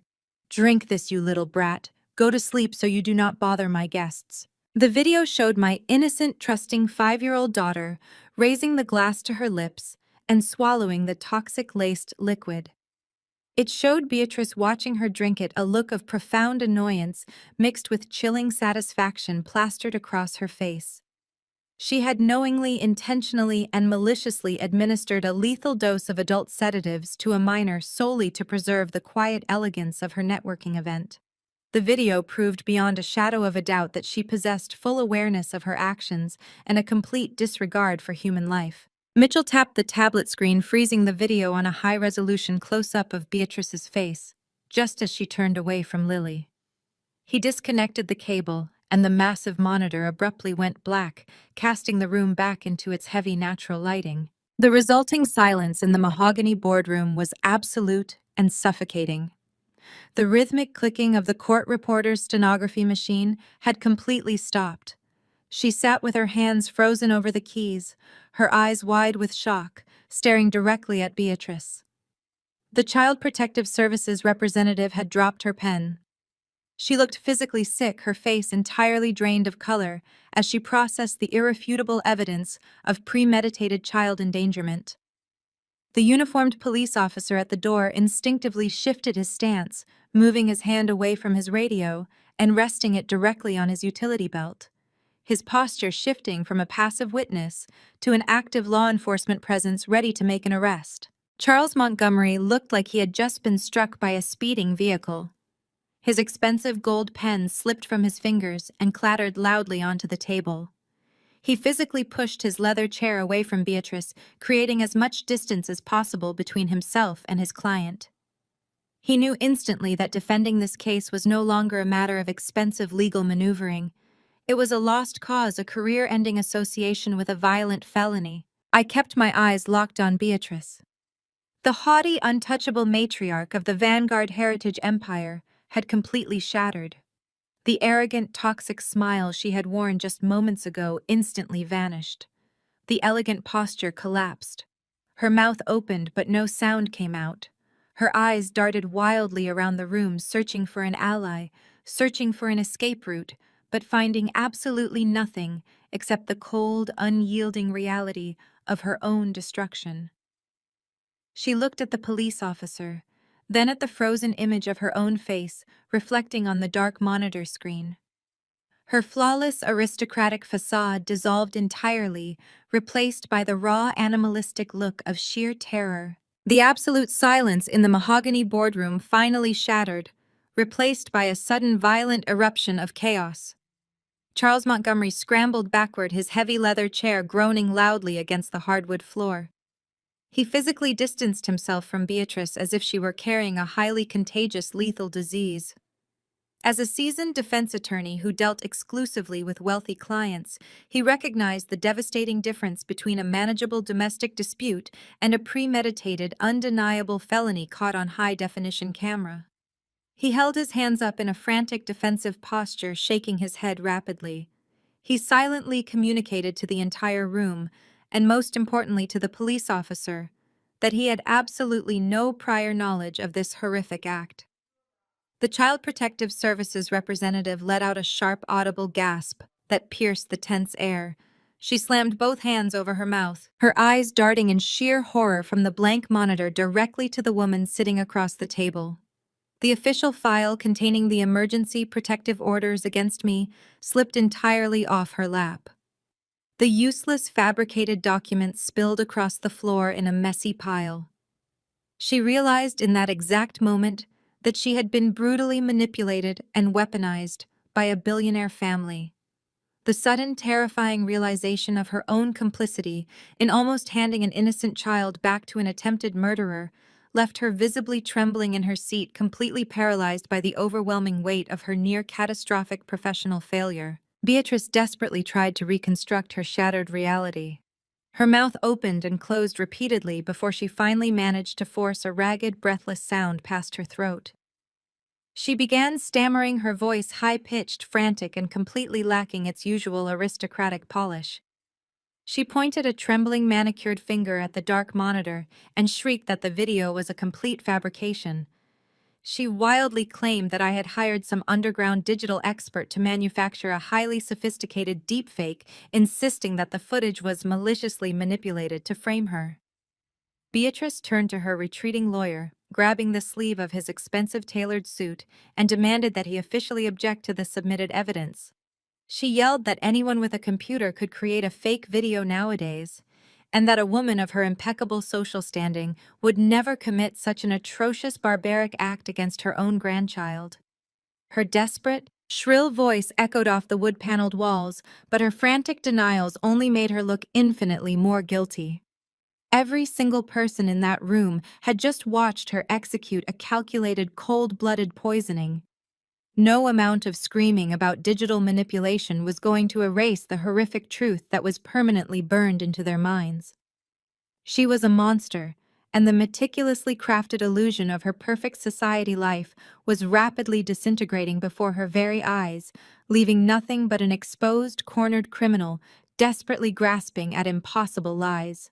David sat completely paralyzed for a few crucial seconds, his mind violently struggling to process the catastrophic collapse of his perfect, privileged world. He looked at his mother, then at me, and finally at the black tablet resting on the polished mahogany table.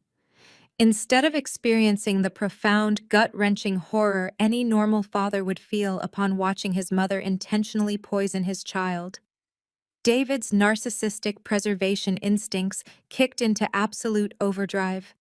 He did not care about Lily's suffering. He did not care that his daughter had been pushed to the brink of death. He only cared about the sudden terrifying threat to his vast wealth, his unearned reputation, and his personal freedom. His face flushed a dark, angry crimson, the veins in his neck bulging against his crisp white collar.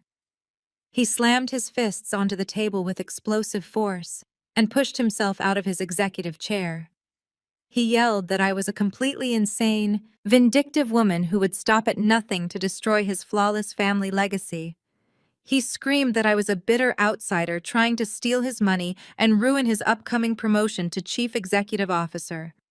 Driven by sheer blinding panic and an overwhelming loss of control, David violently lunged across the wide conference table.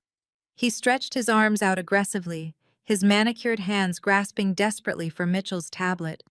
He wanted to smash the electronic device to physically destroy the fragile screen, acting on the irrational primal belief that breaking the hardware would somehow magically erase the damning federal evidence already sitting safely in police custody. Before David's fingers could even brush the edge of the tablet, the dynamic in the boardroom shifted with lethal, uncompromising precision. The uniformed police officer, standing near the heavy wooden doors, immediately stepped forward, his heavy boots thudding loudly against the floor. He dropped his right hand squarely onto his radio, his posture instantly transforming into a rigid, commanding stance of active law enforcement. He unclipped the safety strap on his utility belt in one fluid, practiced motion, preparing to physically subdue an escalating dangerous threat in a volatile room. Mitchell Bradley did not even flinch. He did not pull the tablet away or step back from the lunging, furious man throwing himself across the table. Instead, Mitchell leaned forward slightly, planting his hands firmly on the mahogany surface, and met David's wild, panicked eyes with a gaze of absolute freezing calm. Mitchell's voice sliced through the screaming and the chaotic noise like a perfectly sharpened steel blade. He advised David to think very carefully about his next physical movement. Mitchell calmly informed the entire room that lunging for that device would be a catastrophic, life-altering mistake. He stated clearly that attempting to tamper with, destroy, or conceal electronic evidence during an active criminal investigation would only add multiple felony obstruction of justice charges to the massive legal indictment already heading their way. David froze mid-lunge, his outstretched hands trembling violently just inches from the screen. He suddenly realized he was utterly powerless, completely trapped within the inescapable legal cage we had meticulously constructed around his corrupt family. David slowly retracted his trembling hands, the terrifying reality of his situation completely shattering his aggressive posture. He collapsed back into his leather executive chair, his breathing ragged and shallow. The room remained perfectly still as the implications of Mitchell's warning settled over him. Then, like a cornered animal, desperate to chew off its own limb to escape a trap, David instantly turned on the woman sitting next to him. He looked at Beatrice with an expression of manufactured absolute horror. He began shaking his head violently, holding his hands up in a placating gesture toward the police officer and the Child Protective Services representative, who was watching him with absolute disgust. He swore that he had absolutely no idea his mother was capable of such a monstrous act. He practically yelled that he was completely innocent, claiming he was just a busy executive focused on providing a luxurious life for his family. He frantically tried to distance himself from the toxic matriarch he had spent his entire life hiding behind. David looked at me, his eyes wide with a pathetic, desperate pleading that made my stomach turn. He begged me to believe him. He swore he loved Lily more than anything, and promised he would never have stopped me from taking her to the hospital if he had known the truth about the punch. He reached his hand out across the wide mahogany table, his voice dropping into a sickeningly sweet, manipulative whisper. He pleaded with me to let him keep his parental rights, promising we could send Beatrice to prison and raise our daughter together with all the vast resources his family possessed. I stared at him, feeling absolutely nothing but profound, freezing disgust. I did not raise my voice, but my words cut through his pathetic lies with surgical precision. I reminded him that he was the one who slapped me across the face when I tried to carry our convulsing child out the back door. I reminded him that he chased me into the freezing snow, screaming that I was ruining a networking event over a simple fever. I stated clearly that he was entirely complicit the second he chose his corporate reputation over his daughter's life. David realized his emotional manipulation was failing completely. His face hardened again, reverting to the familiar, arrogant bully I had endured for 7 years. He sneered aggressively, adjusting his expensive silk tie. He arrogantly declared that I still needed him. He reminded me that he controlled the primary family trust, the massive bank accounts, and the entire real estate portfolio. He stated that without his generous financial support, I would be a destitute mother struggling to pay medical bills. He offered me a final desperate bribe. He promised to write me a certified cashier's check for $5 million right now, provided I signed a non-disclosure agreement and left him entirely out of the police investigation. He actually believed his wealth was an impenetrable shield that could buy his way out of any consequence. I leaned back in my chair, maintaining unbroken eye contact with the man who had severely underestimated me from the very beginning. I let a slow, icy smile spread across my face. I looked directly into his panicked eyes and delivered the ultimate blow. "You told me I would walk away with nothing, David." I kept my voice perfectly level, letting the words hang in the tense air. "Actually, David, you are the one with absolutely nothing." I reached down into my heavy leather briefcase resting on the floor beside me. I grabbed the thick, securely bound stack of printed spreadsheets, bank records, and federal tax documents. I hoisted the massive 300-page financial dossier into the air and threw it down onto the center of the polished mahogany table with brutal force. The heavy thud echoed like a gunshot through the silent boardroom. Charles Montgomery physically jumped in his seat. Beatrice stared at the intimidating stack of paper, her jaw trembling uncontrollably. David looked down at the title page of the dossier, and the remaining color completely drained from his face. I did not give him a single second to process the nightmare.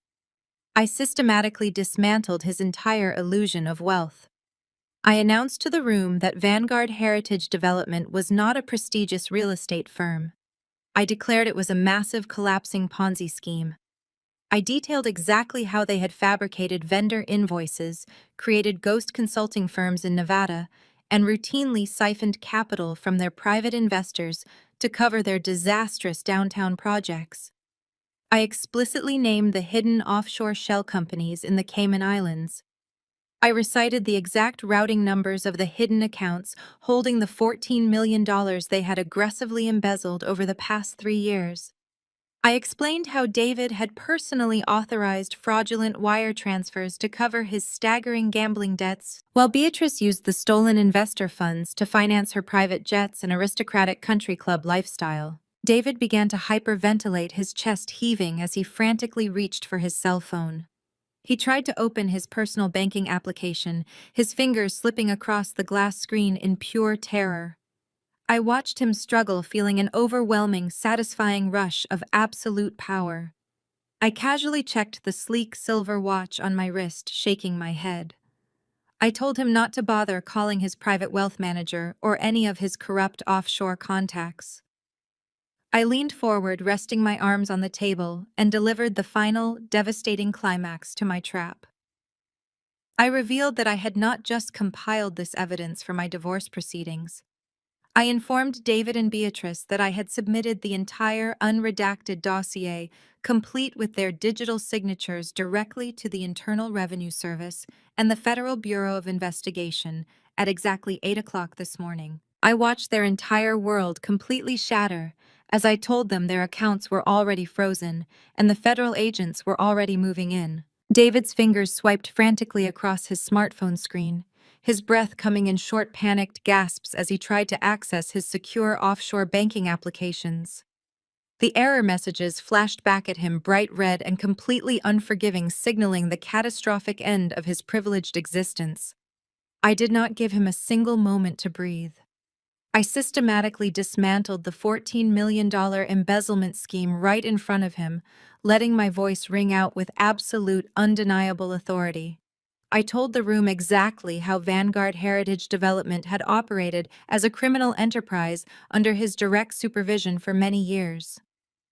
I detailed the fake consulting invoices from the Nevada shell companies, reciting the exact transaction dates and the precise dollar amounts he had authorized to cover up the massive financial losses from his failed downtown high-rise project. I watched the last remaining drops of blood completely drain from my husband's face as he realized I possessed a photographic memory of every single fraudulent ledger he had ever signed. Beatrice sat frozen in her plush leather chair, her pristine aristocratic mask fully shattered. I turned my unwavering gaze to her, exposing the horrific reality of her lavish lifestyle to everyone. I explained how the stolen investor capital was meticulously routed through international wire transfers straight into her highly classified Cayman Islands trust. I listed the exact cost of her private jet charters, her exclusive country club memberships, and the custom designer wardrobe she wore like a protective suit of armor. I made sure the court reporter captured every single word, permanently etching their financial crimes into the official legal record. I wanted the Child Protective Services representative and the uniformed police officer to clearly understand that the woman who had intentionally poisoned my daughter was not just a domestic abuser. She was a high-level corporate criminal who funded her entire existence by stealing from hard-working, unsuspecting investors.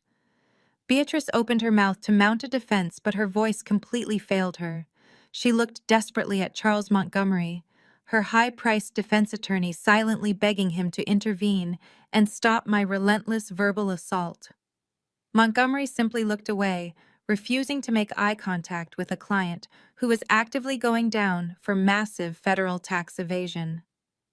David finally slammed his phone onto the polished mahogany table in a fit of absolute uncontrollable rage. He aggressively tugged at his custom tie. He shouted that my documents were entirely fabricated frantically, claiming that I had hacked into his secure servers and planted false evidence just to frame him. He wildly accused me of being a bitter, resentful accountant who lacked the basic intelligence to understand complex commercial real estate financing. He insisted his bankers would clear this up immediately, aggressively, tapping the screen of his phone to dial his private wealth manager. He believed that if he could just get his elite financial team on the line, he could somehow transfer the remaining capital and flee the jurisdiction before federal authorities mobilized. I watched his pathetic, desperate display of arrogant entitlement with a profound sense of emotional detachment. I slowly lifted my left arm and casually checked the face of my watch, noting the precise placement of the second hand. I looked directly into his panicked, bloodshot eyes. I told him not to bother making that pointless phone call. I kept my voice incredibly calm, delivering the absolute final blow with surgical precision. I stated that his personal accounts, the corporate funds for Vanguard Heritage Development, and his mother's highly secretive offshore trust were officially frozen by federal authorities exactly 20 minutes ago. The stark reality of my statement crashed down upon David with the sheer force of a collapsing building. His hand hovered uselessly over his phone, trembling uncontrollably as the absolute certainty of his total ruin finally registered in his mind. He was completely broke. He had no access to his vast fortune, no ability to hire an army of ruthless defense lawyers, and absolutely no way to buy his way out of a federal indictment. The $14 million they had stolen was completely locked down by the United States government. The multi-million-dollar estate where they had abused me and poisoned my child was likely already in the process of being seized by federal agents. I watched his shoulders slump forward, his chest heaving as the crushing weight of his impending incarceration settled over him. He looked at me with an expression of profound, unadulterated terror, realizing that the quiet, unassuming wife he had slapped in the kitchen was the sole architect of his absolute destruction. Mitchell Bradley sat silently beside me, a sharp, predatory smile playing across his lips as he watched the corrupt billionaire dynasty completely implode. He had perfectly orchestrated the timing of this entire legal ambush, ensuring that the federal warrants were executed at the exact moment I laid out the evidence in this boardroom. The heavy silence in the room was suddenly shattered by the sound of loud, authoritative footsteps marching down the marble corridor outside. The noise grew rapidly louder, purposeful, and entirely unyielding, cutting through the thick tension of the conference room. Charles Montgomery immediately stood up, stepping far away from the mahogany table and raising his hands to clearly signal his total detachment to whoever was approaching. David whipped his head around, his eyes locking onto the entrance in sheer panic. Beatrice let out a short, terrified gasp, gripping the edge of the table as if trying to anchor herself to a reality that no longer existed. The massive, heavy wooden doors of the boardroom were suddenly thrust open with tremendous force. The heavy panels slammed against the interior walls, signaling the end. Two federal agents wearing dark suits and gold badges strode purposefully into the room. Right behind them were two seasoned local detectives from the Major Crimes Division, their expressions grim and strictly professional. The crushing weight of absolute federal justice had arrived directly at their doorstep. The lead detective from the Major Crimes Division walked straight past the polished mahogany table, his eyes locked entirely on Beatrice. He stated his name and department in a commanding voice that left no room for negotiation. He instructed Beatrice to stand up immediately and place her hands behind her back. Beatrice stared at him, her aristocratic mask crumbling into sheer horror. She haughtily demanded to know exactly what was happening, asserting there had been a terrible mistake and reminding the officers she was a prominent member of high society. The detective was unmoved by her wealthy indignation. He pulled a pair of heavy steel handcuffs from his utility belt and formally announced that she was being arrested for felony child endangerment, aggravated assault, and the deliberate poisoning of a minor. He grabbed her arm firmly, forcing her out of her plush leather chair. Beatrice began to shriek, a frantic sound of pure desperation that shattered the quiet of the legal office. The cold metal cuffs clicked shut around her wrists with a sharp, terrifying finality. She violently thrashed against the detective's grip, her expensive designer dress twisting awkwardly as she lost her balance. She screamed frantically for David to do something, demanding that he call the police commissioner, demanding that he use their vast wealth to make this absolute nightmare stop. She wailed hysterically that she could not go to a filthy jail, sobbing that her pristine social standing would be ruined forever. David could not help her. He could barely process the chaotic reality of his mother's arrest before the two federal agents advanced rapidly on him. The lead agent flashed his gold badge, his expression carved from absolute stone. He explicitly informed David that he was being taken into federal custody. The agent recited the charges with chilling precision, listing federal wire fraud, corporate tax evasion, and the organized embezzlement of $14 million from private real estate investors. The devastating words hit David like physical blows, knocking the remaining breath from his lungs and draining the color from his face. As the second agent roughly pulled David's arms behind his back, the lead agent began reciting his Miranda rights, in a steady monotone, informing him that he had the right to remain silent and that anything he said could be used against him in a court of law. David looked wildly around the massive boardroom for any sign of salvation. He locked his desperate eyes with Charles Montgomery, aggressively demanding that his high-priced defense attorney intervene and halt the unlawful arrest. Montgomery simply picked up his heavy leather briefcase and took another deliberate step backward toward the wall.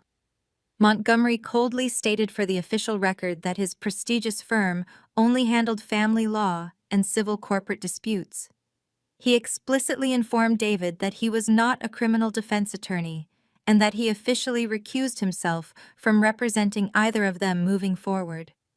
Montgomery abandoned them right then and there, wanting absolutely nothing to do with a sinking ship, carrying massive federal indictments and undeniable video evidence of child poisoning. The heavy steel handcuffs locked tightly around David's wrists, securely fastening his hands behind his back. The absolute reality of his catastrophic situation finally crushed him. The multi-million-dollar offshore bank accounts were completely frozen by government authorities. The vast Vanguard Heritage real estate empire was publicly exposed as a massive fraudulent scheme. The high society lawyers were sprinting for the exits to protect their own careers. David was completely stripped of the unearned financial power and toxic wealth he had constantly used to terrorize me and abuse our innocent daughter. His knees buckled under the overwhelming pressure, and the federal agent had to firmly grip his shoulder just to keep him standing upright. David's arrogant demeanor completely evaporated into thin air, leaving behind nothing but a terrified, pathetic coward facing decades behind bars. He turned his desperate, bloodshot eyes toward me. His voice cracked pathetically as he began to beg. He pleaded with me to stop the agent, sobbing uncontrollably that I was the only person who could fix this catastrophic disaster.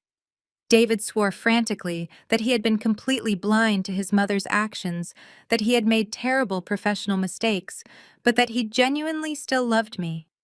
He shamelessly begged for my mercy, asking me to tell the federal authorities that the comprehensive financial documents were just a massive accounting misunderstanding.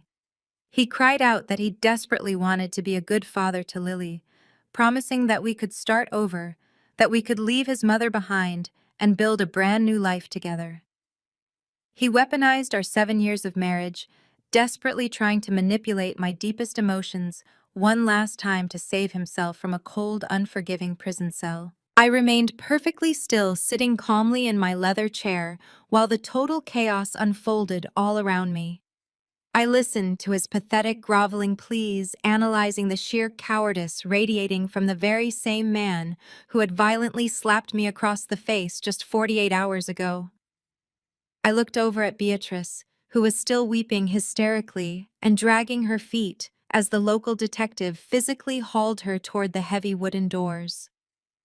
I looked back at David, observing the tears streaming down his flushed face as he desperately begged for the exact mercy he had completely denied me and our vulnerable daughter.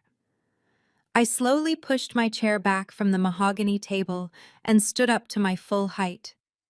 I smoothed the front of my tailored charcoal business suit, feeling an overwhelming surge of absolute power and total liberation.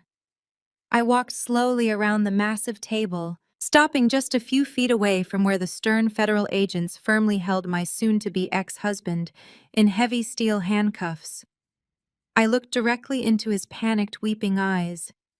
My expression held absolutely zero compassion. I let the freezing, calculating silence stretch between us for one long, agonizing moment.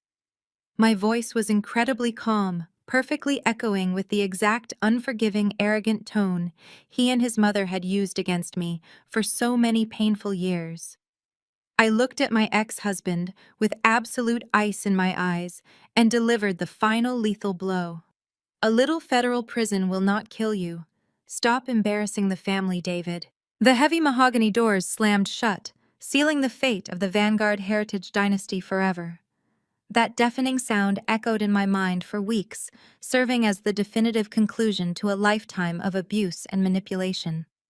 6 months have passed since that chaotic morning in Charles Montgomery's legal office.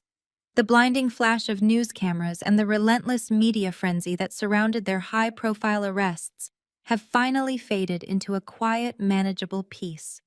The suffocating winter gave way to a bright, promising spring, and now the crisp autumn breeze signals a completely new chapter. The dust has completely settled over the ruins of my former life. I am no longer fighting for survival. I am simply living. David and Beatrice did not find a miraculous legal loophole.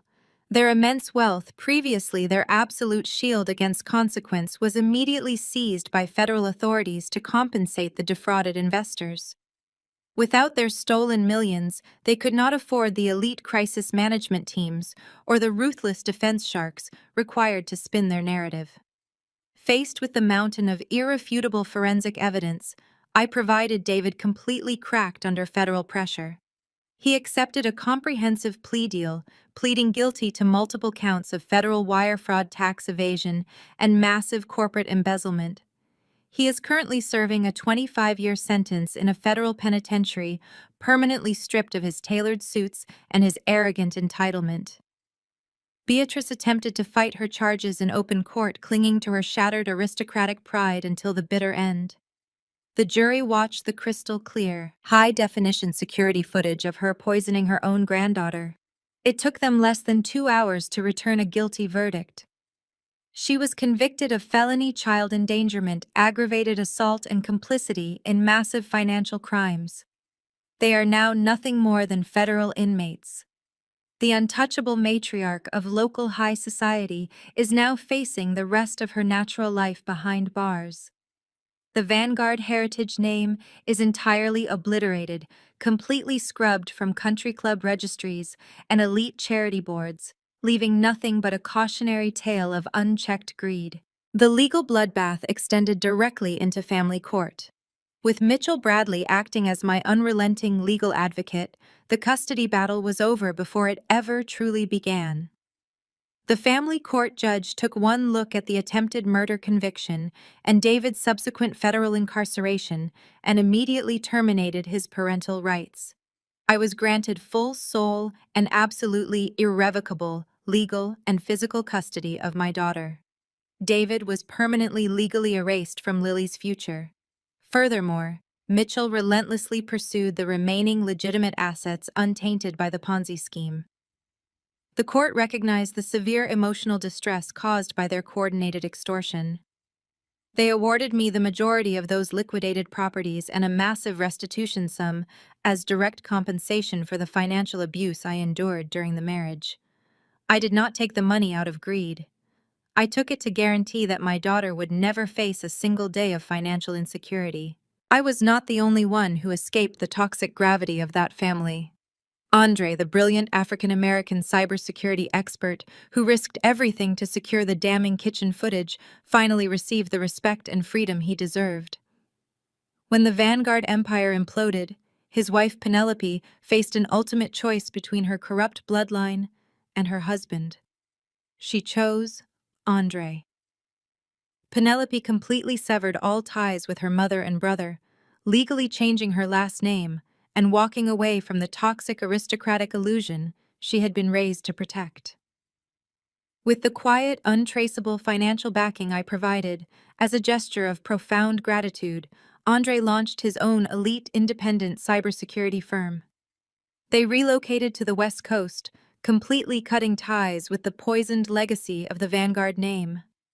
They are thriving, building a massive corporate clientele based on absolute integrity and living a genuinely happy, peaceful life far away from Beatrice's racist microaggressions and manipulative control. I sit on the wraparound porch of our beautiful sunlit new home, a quiet sanctuary nestled on a peaceful tree-lined street far away from the oppressive estates of the elite. I hold a warm cup of coffee, feeling the gentle morning breeze against my face. I watch Lily running across the green lawn, her bright laughter filling the crisp autumn air. She is completely fully recovered from the toxic shock, a vibrant, energetic 5-year-old girl who loves catching butterflies and building elaborate castles in the sandbox. There are no lingering effects from the poison, no shadows of trauma clouding her bright, innocent eyes. She is safe, she is loved, and she is entirely mine. She is the sole reason I found the courage to fight back against impossible odds. I take a slow, deep breath, reflecting on the brutal, incredible journey that brought us to this exact moment. A year ago, I was an undervalued, emotionally abused wife, constantly shrinking myself to fit into a mold designed by a narcissistic husband and a cruel, calculating mother-in-law. I accepted their subtle insults, tolerated their blatant disrespect, and convinced myself that enduring their toxicity was simply the price of keeping my family together. But the absolute second they laid a hand on my innocent child, the compliant, obedient wife completely died. In her place, a fiercely independent, dangerously capable woman was born. I did not just survive their brutal extortion attempt. I used my unique professional skills to meticulously map out their vulnerabilities, set an inescapable legal trap, and systematically burn their entire corrupt billionaire empire straight to the ground. I destroyed the monsters who threatened my daughter, and from the ashes of that spectacular destruction, I built a beautiful, secure, and fiercely independent new world for us both. The most profound lesson to emerge from Claire's harrowing ordeal is that true security is never gifted by others. It must be forged through unwavering self-reliance and the courage to establish absolute boundaries. For years, Claire endured quiet indignities and toxic manipulation, subscribing to the dangerous illusion that maintaining the facade of a unified family required endless self-sacrifice. She allowed her husband David and her mother-in-law Beatrice to dictate her worth, falsely believing that enduring their aristocratic arrogance was simply the price of preserving her marriage and protecting her daughter. However, when faced with the ultimate betrayal, the deliberate poisoning of her child, and the cold-blooded prioritization of high society status over a human life, the illusion permanently shattered. The story brilliantly illustrates that predators thrive on the assumption of their victim's weakness. David and Beatrice weaponized their immense wealth and societal influence, expecting Claire to simply fold under the terrifying threat of legal ruin and public humiliation. They fundamentally misunderstood that a mother driven by the primal need to protect her child instantly becomes an unstoppable force.